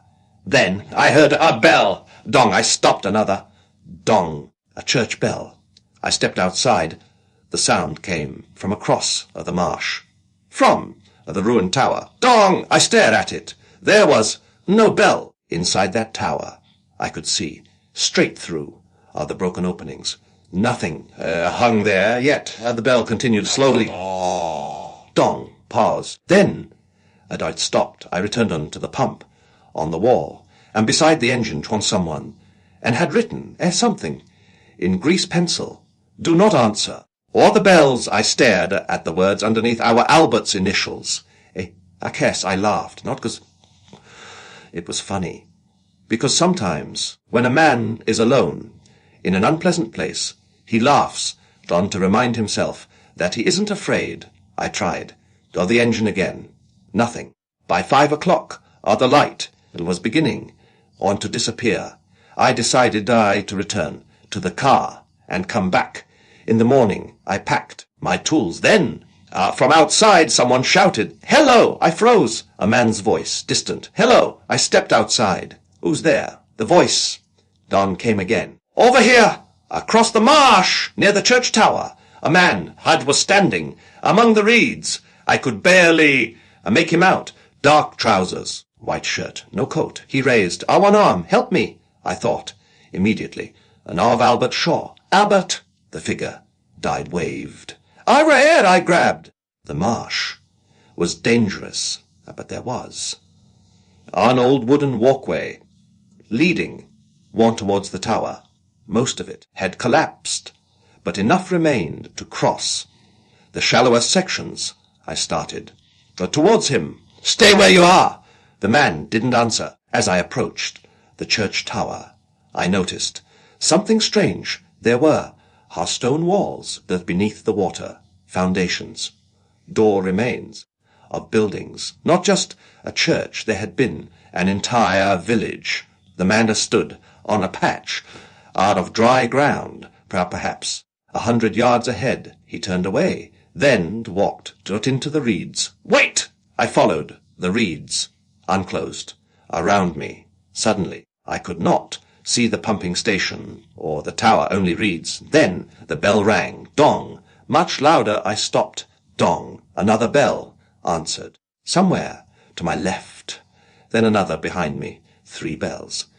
The marsh. Dong. Dong. The water around my boots and began to ripple. Not from wind, something odd was moving underneath. I backed away. Then I heard a voice. "What's behind me? Don't speak." I turned. An old man stood on the walkway. I hadn't heard him approach. He wore a heavy brown coat. Carried a walking stick. His beard, Don, was white and stained. A yellow around the mouth. "Come here." I moved towards him. He raised one finger to his lips. "Quiet." Something moved through behind me. The old man grabbed my arm. We walked without speaking until we reached solid ground. Only then you answered. I frowned. "What?" "The bell." I didn't answer. Any bell," you shouted. He looked towards the marsh. Same stared at him. "Who are you?" "Samuel Pike." "Where do you live?" He pointed towards a small cottage, hidden, hid behind trees, some distance away. I had not noticed it from the road. I explained how about Albert. Samuel looked down. "He's gone," I warned him. "What happened?" Samuel turned towards the ruined tower. You should leave. Wait, bye, before dark. I need to find him. No, I can't just. Bah, leave a man. Bah, out there. Samuel looked. Dark directly at me. There isn't. Pop, a man. But out there. That was the first moment. I became genuinely afraid. We went to his cottage. Inside, a fire burned in a black iron grate. The walls, when were covered, with old photographs. One caught my attention. A village, church, houses, school. Children standing beside a pond. I recognized. Or the church tower. Blackmere. Samuel nodded. What happened? The government bought the land. Bought. In 1911. They wanted. Bought to flood part. Or of the valley. Bought for drainage. People moved away. Or most of them. I looked at him. Samuel poked the fire. Blackmere. Wasn't a friendly place. Families here. Had lived there, on the marsh. For 100 years. They didn't like being told to leave. Some refused. What happened? To them. Samuel looked towards me. The water came. I stared. They drowned officially. The village. Was empty. And unofficially. Samuel said nothing. Outside, the wind moved out through the reeds. Then the bell rang. Dong. Samuel's face changed. He stood. Dong closed the curtains. Dong. Another bell answered. Then another. I whispered, "Why bells?" Samuel, and returned to his chair. The church bell. Was the warning. When the sluice gates were opened. The priest. Rang it. He rang. Until the water. Reached the church. And then Samuel looked towards the floor. He kept ringing. Underwater. Samuel nodded. For 3 days. I laughed. That's impossible. Yes, Samuel smiled. Without humor. That word. Doesn't mean much. Around Blackmere. The bell stopped. Then someone knocked on the cottage door 3 times. Knock, knock. Samuel, and didn't move. A voice came. Samuel closed his eyes. It was a woman's voice. Old. Gentle. Sam. Open the door. I whispered. It was that. Stared. Did into the fire. My wife. I looked towards the door. Then let her in. She died 9 years ago. Another knock. Sam, it's cold. Samuel's hands. Tat-tat-tat around his walking stick. Don't speak. The handle. And slowly turned. The door was locked. Something scratched against the wood. Then the woman's voice. Changed. Daniel. I froze. Samuel looked at me. How does it? To know my name? He shook his head. Outside. The voice became male. Daniel. I recognized it. Albert Shaw. Daniel. Samuel grabbed my sleeve. Sit down. He's alive? No, you don't know that? I know. Exactly. What Albert screamed. Help me. I pulled away. From Samuel. He's outside. Samuel shouted. No, I opened on the door. The marsh now was covered. Albert stood. You perhaps 30 feet away. His shirt, it was soaked mud, uncovered his face. Thank God, he smiled. Then Samuel whispered. I hind me. Look at his feet. I did. Albert's feet. I were not on the ground. His legs are continued, or down through the earth. As though he were standing in water. That wasn't there. Albert smiled again. Come on. Daniel, there's something about you need to see. Behind him, Ash appeared in the mist. Men, women, children, dozens. Their clothes belonged to another time, 1911. Samuel slammed the door. Something hit it from outside, hard. Then again the windows rattled, the bells began ringing, not 3, dozens, beneath us, around us, everywhere. Samuel shouted, above the noise! They're coming! For the pump! What? The pump. Keeps the water. I stared. The pump isn't working. I know. Then, what happens? Samuel looked towards the floor, the village. Paw comes back. The cracking sound. Came from outside. The earth was shifting water, began rising on through the floorboards, cold, black water. Samuel grabbed. We have to. Start the pump. We ran across the marsh through the darkness. The bells rang as we reached on the pumping station. Boom, the engine suddenly started, boom by itself. Boom, boom, the pumps. Began turning. Samuel stopped. That's wrong. What? We didn't start it. The station door slowly opened. Albert Shaw stood inside. He smiled. Behind him, and the concrete floor was gone in its place. The stone steps descended into darkness. Down, beneath the marsh. Albert whispered, they've been, waiting. For someone, to ring, the last bell. Samuel backed away. No.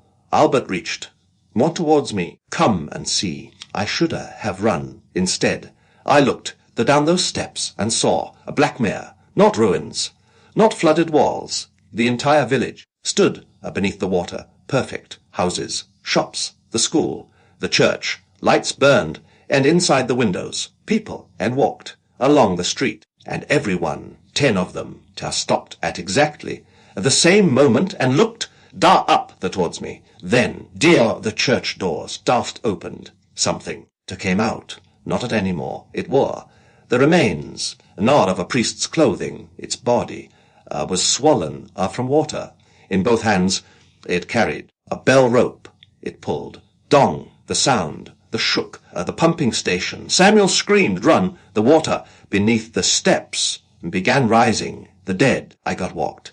Towards us I grabbed a metal bar and struck the pump controls. Once, twice, sparks filled the room. The engine screamed. Then, the main pump and into life. Water was dragged away from beneath us. The drowned village began to disappear. The dead opened their mouths and screamed. Albert reached, for me. His fingers almost touched my face. Then he fell backwards into the darkness. The stone steps collapsed. Concrete returned. The bell stopped. Silence. Samuel and I stood in the pumping station. Until dawn, we never found Albert Shaw. The official report said he drowned. I allowed that explanation to remain. Samuel Pike. Fine died 2 years later. After that, Blackmere pumping station was automated. I never returned. But in 1989, the authority decided the old station was no longer required. A newer system had been built. Several miles away, the Blackmere pump and was switched off permanently. 3 days later, residents in villages nearly 10 miles away unreported hearing church bells. During the night, surveyors were sent to Blackmere. They discovered something impossible. The water level had fallen. In the centre of the marsh, an old road. It had appeared. It led towards the church tower. Along both sides stood the roofs of houses. The village, there was rising. The authorities, they closed the area, officially because of unstable ground. But fishermen still enter the marsh occasionally, and some have reported seeing lights beneath the water, windows, doorways, people walking. Down far below their boats, one fisherman reported something, and particularly strange. In 2017, he heard a bell beneath him, dong. Then another, farther away, dong. Then another. The bells were moving towards him. He started his engine. Before he could leave, someone knocked 3 times on the underside of his boat. Knock, knock, and then a man's voice came from beneath the water. Very quietly, it said. "Oh, hello." The fisherman did not answer. He remembered an old warning. His grandfather had once given him a warning that passed down through families who lived near Blackmere. If you hear the bells and beneath the marsh, keep walking. If someone calls your name, keep walking.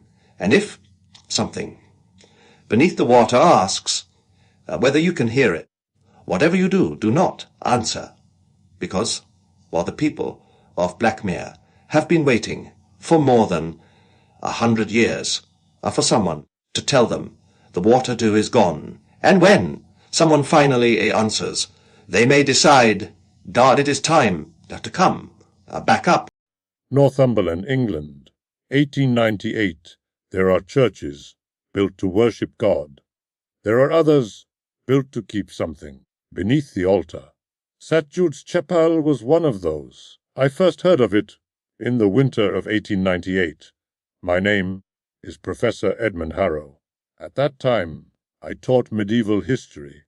At Durham University, I was 47, unmarried, and regarded superstition with the same patience I reserved for poor handwriting and badly made tea. Then a letter arrived. No return address, no signature, only a single sentence. Come to Fenwick Moor before they ring the buried bell. I should have ignored it. Instead, I went Fenwick Moor. Lay 30 miles north of Newcastle. A bleak place. Heather, stone walls, black trees, and wind that seemed to have travelled a very long way merely to find you. The village itself contained perhaps 60 people. One inn, a blacksmith, a row of cottages, and half a mile beyond St. Jude's Chapel, it stood completely alone on the moor, small Norman stone, no graveyard, no bell tower, and no road leading to it. I found that peculiar. The innkeeper found my interest even more peculiar. "You've come to see the chapel?" "Yes." He stopped, cleaning a glass. "Why?"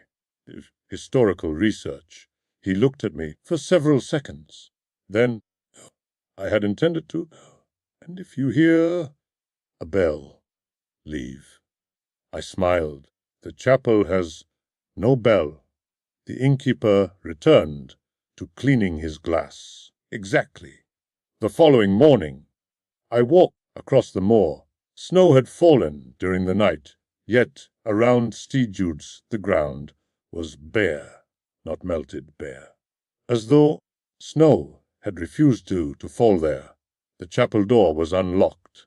Inside there were 6 wooden pews, a stone altar, a faded crucifix, no decorations, no stained glass, nothing of any value. Then I noticed the floor. Every stone had been marked with a cross. Hundreds of crosses, some carved deeply, others barely visible, all except one stone, directly before the altar. That stone was perfectly smooth. I knelt to examine it. From beneath came a sound. Scratch. I stopped. Scratch. Then silence. Rats, I thought. Very large rats, perhaps. I stood. On the altar was an old book, leather-bound. Its pages had turned the color of tobacco. Most of the writing was Latin, a parish record, baptisms, marriages, deaths. Then, near the end, I found a different hand, September 1643. "The devil does not sleep beneath St. Jude's. What lies there is older and far worse, for it has never known God." I read the passage again. Below it, another line. "We have given it a saint's name, so that men will kneel above it instead of listening below." Now that interested me. I continued reading. There were references to something called the Hollow Saint, never described, never named, only instructions. Do not remove the altar stone. Do not speak your name within the chapel after sunset. And above all, if the buried bell rings, leave before the 3rd toll. I laughed quietly. Medieval theatrics, a warning designed to frighten thieves or children. Then, behind me, someone, Professor Harrow. I turned. A woman stood in the doorway, perhaps 30, dark coat, black gloves, pale face. "My name is Eleanor Vane. You sent the letter." She nodded. "Why?" "Because they've started digging." She looked towards the floor. "The church trustees." I frowned. "There hasn't been a congregation here for decades." "Numpu." She stepped inside. "But there is something beneath the chapel. I waited. My father was vicar here. Ooh, he died when I was 12. How? Eleanor looked towards the altar. He opened the stone. I stopped smiling. What did he find? I don't know. He wouldn't tell anyone.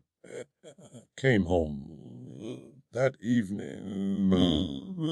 Every mirror from our house. Why? He said. Something had looked through him one. Pressed against the chapel door. Eleanor continued. For 7 days he refused to sleep. On the 8th, we found him kneeling outside this chapel. The deed. She nodded. His mouth was full of earth. I stared at the smooth stone. Then from below came one deep, metallic sound. Eleanor's face too drained of color. No. I looked at her. What? The bell. The sound had not come from outside. It had come from somewhere deep beneath us, Dong. The second toll, Eleanor grabbed my arm. I pulled free. Wait, Professor, we have to go. What happens after the third? She looked towards the altar. It knows who heard it. Then the third toll came. Dong. Every candle in the chapel went out, even though none had been lit. For one moment I heard something breathing beneath the floor. Then a voice, deep, slow, not loud, yet it seemed to come from every stone around us. Edmund, my blood turned cold. I had not spoken my name inside the chapel, not once. Eleanor whispered, "Don't answer." The voice came again. Edmund Harrow, the smooth stone before the altar moved. Only an inch. Then another. Something beneath was pushing it upward. Eleanor ran towards the door. I followed. We reached the moor just as the stone slid aside. From inside the chapel came a sound I shall never forget. Not a roar. Laughter. Quiet. Measured, almost gentlemanly laughter. The chapel door closed by itself. Eleanor and I returned to the village. That night nobody slept. Shortly after midnight, the dogs began barking, then stopped. At one, someone knocked on my bedroom door 3 times. Knock, knock. I sat in darkness. Professor, Eleanor's voice. Open the door. I stood, then stopped. Eleanor's room was downstairs. Professor. The voice came again. It's me. I did not answer. The handle turned. The door remained locked. Then another voice. My father's. Dead 22 years and... I closed my eyes. Open the door, boy. I had not heard that voice since childhood. My hand moved towards the key. Then I remembered Eleanor's warning. Don't answer. The voice changed. A child, then an old woman, then a man. I did not recognize. Finally, it became my own voice. Edmund. There is nothing outside. That was almost enough. Then something scratched against the door, slowly, from the top to the bottom, and walked away. At sunrise, Eleanor found me sitting beside the bed. She looked at the door. 4 long scratches marked the wood. You heard it. Yes. She sat. Then, it has chosen you. I laughed, without humor. Chosen me. For what? To open the chapel again. I stared at her. I have no intention of doing that. You will. Leonor looked towards the window. Everyone says that. For the next 3 days, I prepared to leave Fenwick Moor. But something strange began happening. Every road led back to the village. I walked south for 2 hours. Found myself at the inn. I hired a horse. Rode east. Returned to St. Jude's. A cart driver attempted to take me north. We crossed the same stone bridge 6 times. Finally, he refused to continue. Whatever you've done, keep it away from me. That evening, Eleanor showed me another document, written in 1702. It described the chapel before St. Jude's existed. There had been another structure on the same ground, much older, a stone circle, and beneath it a pit. The people who lived there before Christianity believed something slept underground, not a god, not a demon, a listener. They fed it names. I frowned. Names. Eleanor nodded. They believed a person's name contained part of the soul. If the listener learned your name, the voice, you have any ever loved, and if you listen, Eleanor looked at me. It learned your voice, too. I remembered the thing outside my room, speaking with my voice. What happens then? It replaces you? Silence. I stared at her. Replaces. Slowly.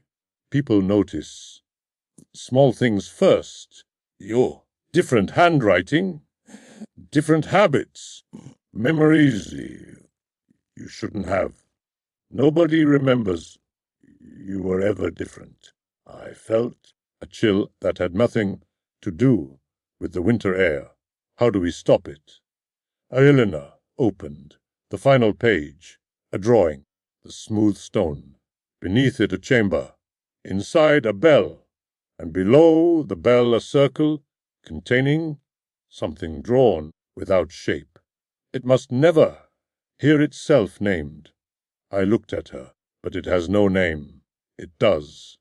Then what is it? Eleanor shook her head. If I tell you, it hears. That night, the buried bell rang again. Dong, the windows of every house in Fenwick Moor shook. Dong, people emerged into the street. Dong. Then from the chapel came a voice, my voice, calling across the moor. Come to me. Every villager turned towards St. Jude's. Some began walking. Eleanor shouted, "Don't listen." But one by one they moved towards the chapel. Men, women, children, faces blank, eyes open.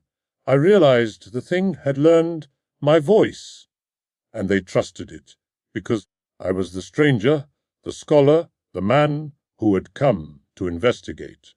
It was using me. Eleanor grabbed my hand. We'll have to go back. Why? Because you opened the door without touching it. We reached the chapel before the villagers. Inside, the altar stone was fully open. Stone steps descended beneath the floor. From below came the ringing of the bell. Not above us, below, waiting. Eleanor lit a lantern. We descended. The stairs went farther than seemed possible. 20 feet, 40, perhaps 100. At the bottom was a circular chamber. In its center hung a bell. Black iron, no rope, no support. It floated above a pit. Around the walls were names, thousands, carved into stone. Some Saxon, some far older. Then I found my own, Edmund Harrow, freshly carved. Beneath it another, Eleanor Vane. She whispered, "It's heard us both." The bell rang. Dong. The pit opened. Not physically. The darkness inside simply became deeper, and something rose from it. A man. At first I thought it was me. Same height, same coat, same face. Then it smiled. My smile, almost perfect, almost it spoke with my voice. "Professor, you have been most helpful." Eleanor raised the lantern. "Don't speak." The thing looked at her, then became her father. She gasped, he smiled. "Eleanor." She closed her eyes. "My little girl?" Tears ran down her face. I grabbed her. No, the thing changed again. My father, then my Eleanor, then me. faces sliding across it like reflections on black water. The villagers began descending the stairs behind us. We had minutes, perhaps seconds. I looked at the bell, then at the names. It must never hear itself named. I finally understood the warning was not that we must never say its name. The warning was that it must never possess one. Names gave it power. Names gave it identity, so I did the only thing I could think of. I began reading the names from the wall, every one. Loudly, Marcus Vale, the creature twitched. Edwin Carter, its face changed. Sarah Black, another face. Thomas Reed, another. Faster, I read. Name after name after name. Hundreds of stolen identities. The creature screamed. Stop, I continued. Every name returned to itself. Every voice pulled away from the thing. The villagers stopped on the stairs. Eleanor joined me. Together we read until only one name remained. Mine, Edmund Harrow. The creature stood before me, wearing my face. It whispered, "You cannot take yourself from me." I looked at my name carved into the wall. Then I struck it with the lantern. Once, twice, stone cracked, the letters broke. The creature screamed. With my voice, its body collapsed inward. Faces appeared, then vanished. Men, women, children, hundreds, thousands. Finally, there was nothing. Only a shadow falling back into the pit. The beck dropped. It shattered against the stone. And, for the first time in centuries, the chamber was silent. We escaped before the tunnel collapsed. The chapel fell before dawn. Stone walls sank into the ground. By morning, nothing remained except a patch of bare earth. The roads opened again. I left Fenwick Moor that afternoon. Eleanor remained. She said someone had to remember what happened. I replied that perhaps remembering was precisely the problem. I returned to Durham. I never published a word about St. Jude's Chapel. Not one, because there was one final detail I could not explain. After the chamber collapsed, I searched the surviving records. Every document that had contained my name was blank. University records, letters, bank papers, even my birth certificate. People still knew me. They recognized my face. But whenever someone attempted to write my full name, the ink faded. Eventually, I stopped using it. Years passed. Eleanor died in 1931. Fenwick Moor was abandoned shortly afterwards. Today little remains. But in 1984, archaeologists surveying the area found a stone chamber beneath the ruins. On one wall were thousands of names, most ancient, some surprisingly recent. At the very bottom, they found a section where one name had been violently chipped away. Nobody could read it, but beneath the damaged stone, someone had carved a new sentence. The archaeologists photographed it, translated it, then sealed the chamber. The sentence said, simply, "A thing without a name cannot be called." That should have been reassuring, except beneath those words there was another line, much fresher, carved into the stone from the inside. It read, "Then give me yours." Edinburgh, Scotland, 1887. There are men who collect paintings. Others collect books, coins, or rare bottles of wine. Sebastian Vale collected something rather more unusual. He collected last words, not written words, not memories repeated by grieving relatives, the actual final words spoken by the dying and Sebastian had discovered a way to keep them.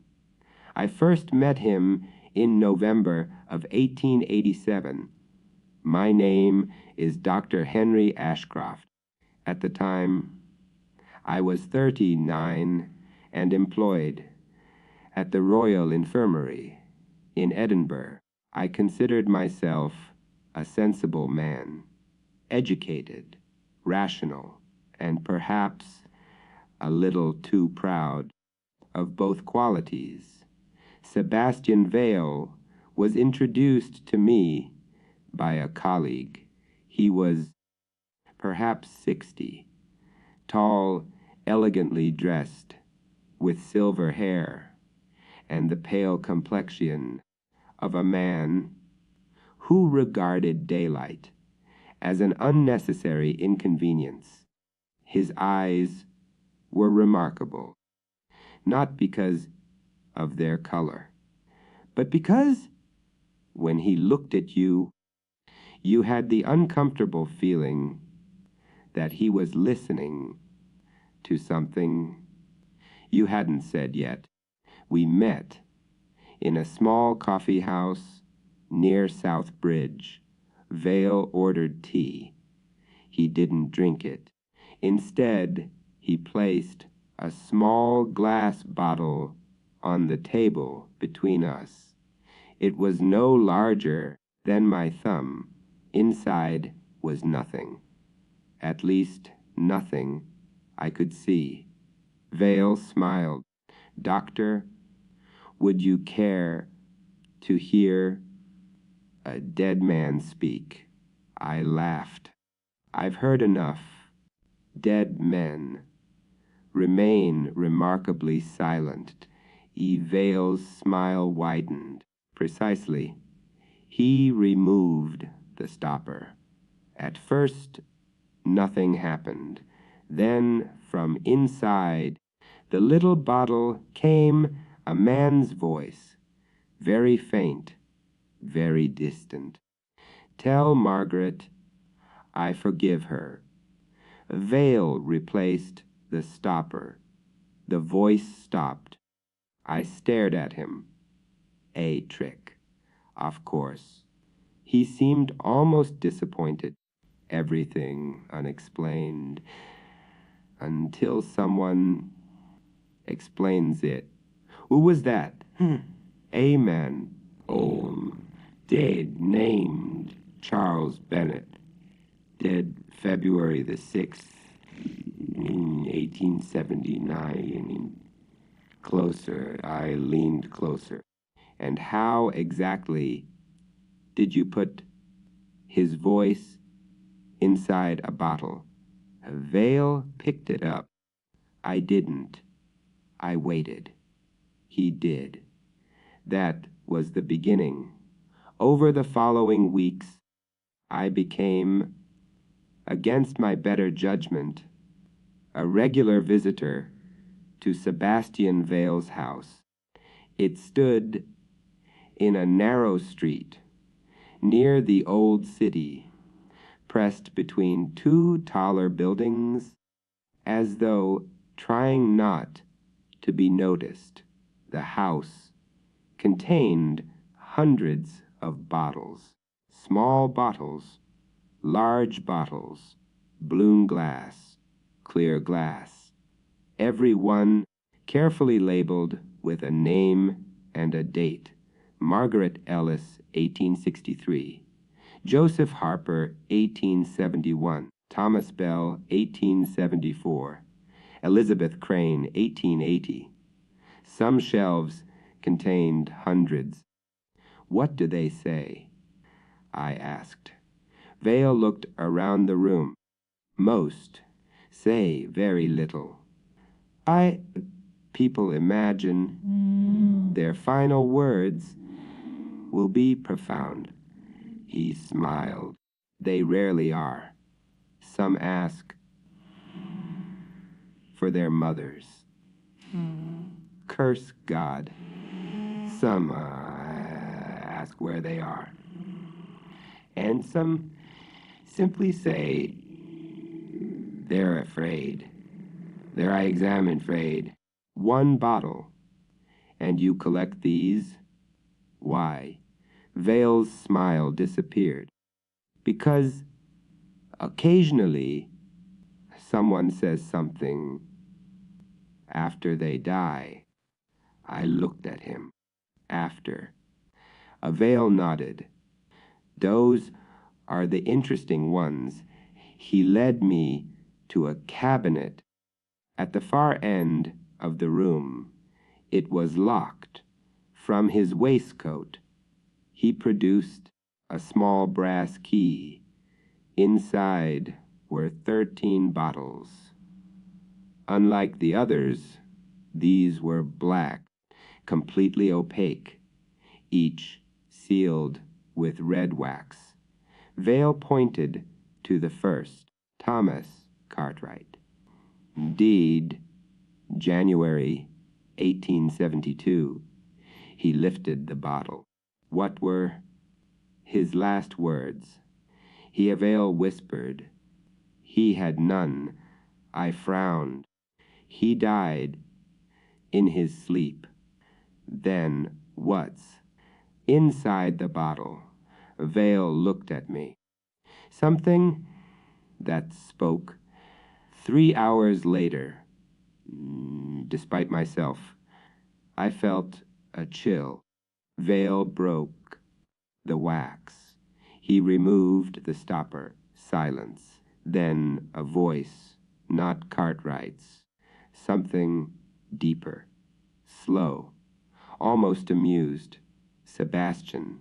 Vale immediately sealed the bottle. His hands were trembling. I stared. It knew your name. Yes. How? I don't know.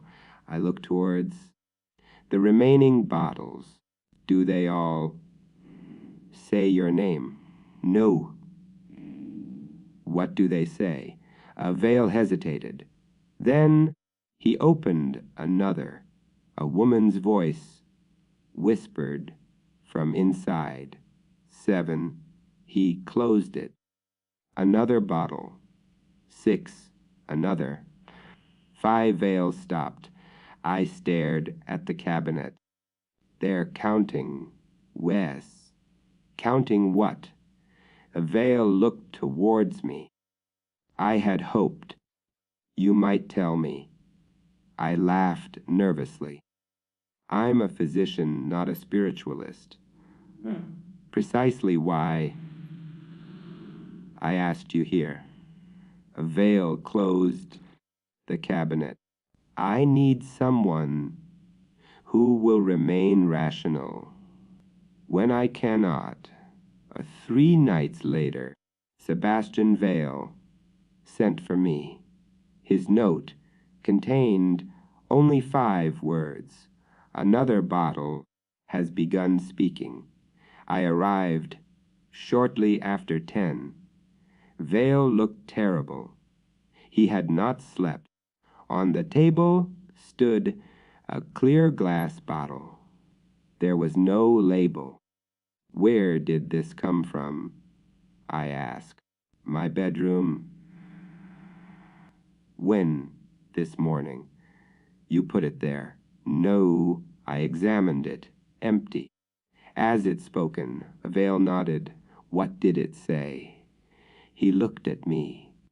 Your name. I stopped. My name. Vale nodded. Henry Ashcroft. I reached for the bottle. Vale grabbed my wrist. Done. Why? Because it only speaks when you hold it. I stared at him. Then, slowly, I picked it up. For several seconds, nothing happened. Then, from inside, came a whisper. My own voice. Don't open the door. I dropped the bottle. It didn't break. I stared at Vale. None. My voice.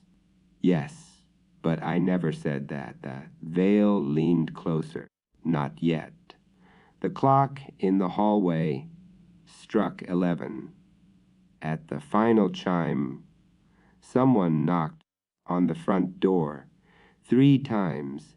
Knock, knock, knock. Vale and I looked at one another. The bottle whispered again. Don't open the door. The knocking returned. Knock, knock. Vale stood. You're not seriously considering answering it. He looked towards the hallway. I've been waiting 15 years for this. For what? The collector. I stared. I thought you were the collector. You Vale gave a sad smile. So did I. He walked towards the door. I followed. Sebastian. He stopped. Where did you learn to capture these voices? For a moment, he said nothing. Then, I didn't invent it. Who did? Vale looked towards the door. My wife. I had never heard him mention a wife. Her name was Eleanor. She was dying of consumption. One evening, she asked me to bring her a small bottle. Why, Vale swallowed. She said she didn't want her final words to disappear. He looked towards the shelves. When she died, the bottle whispered. What did she say? Vale's eyes filled with tears. She said, I'll wait for you. The knocking came again, louder. Knock, knock.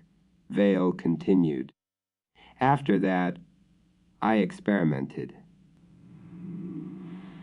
Certain glass shapes could hold the final breath of a dying person. I looked towards the hundreds of bottles. You've been stealing people's last breaths. Vale looked ashamed. At first, I believed. I was preserving them. Then the black bottles began appearing. I never made them. Another knock.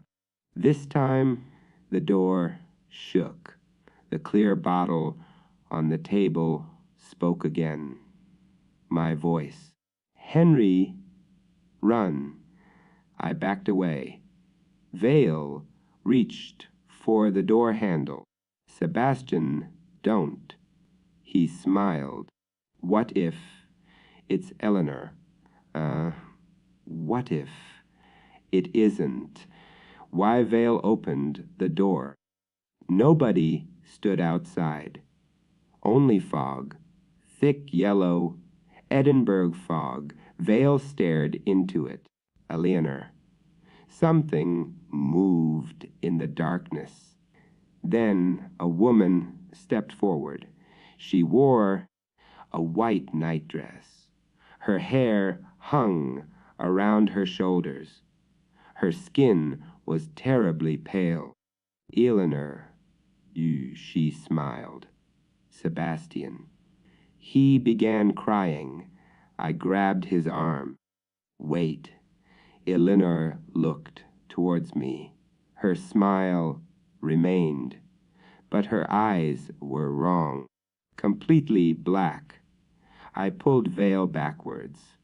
Closed the door. Eleanor's smile widened. Sebastian, I've waited so long, Vale whispered. I'm sorry. He stepped towards her. Then from the room behind us, hundreds of voices began screaming, every bottle at once. Don't close it. Run, not her. Vale froze. Eleanor's face changed. Her mouth opened far wider than any human mouth could. From somewhere inside her came the sound of breaking glass. Vale slammed the door. Something struck the other side. The entire house shuddered. Then the black bottles began to break, one by one. Crash. A whisper escaped. Crash. Another. Crash. Another. Each voice said a number. 4, 3, 2. Vale stared towards the cabinet. Only one black bottle remained.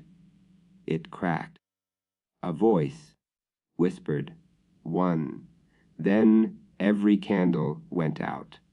Darkness. I heard Vale beside me. Henry. Wes. If something speaks with my voice, don't answer. I heard footsteps moving through the room. Slowly. Then Vale screamed. I struck a match. He was gone. Where he had stood was a bottle, black glass, red wax.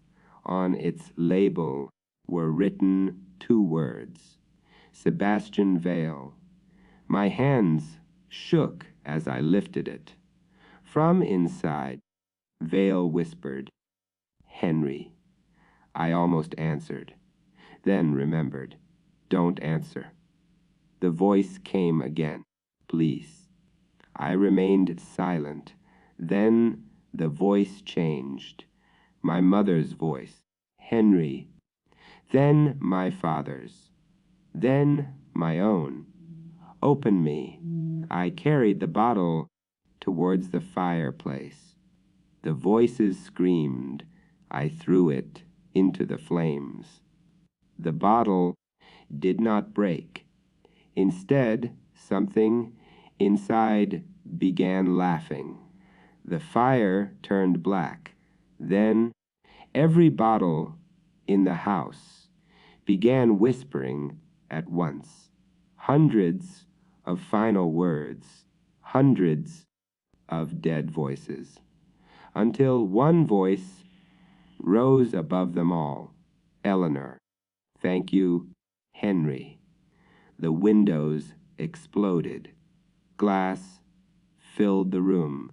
A wind rushed through the house. One by one, the bottles shattered, and from each came a breath, a sigh, a whisper, released. Then silence. When daylight came, I was alone. Sebastian Vale was never found. Police believed he had fled. His collection was destroyed. I never told them what happened. Who would have believed me? I returned to medicine. I married, had children, and for many years I convinced myself that the events inside Vale's house had been some form of madness. Until December 1901, 14 years later, I was called to attend an elderly patient, a woman dying peacefully in her own bed. Her family stood around her. She opened her eyes and looked directly at me. Dr. Ashcroft. Yes. She smiled. There's a gentleman standing behind you.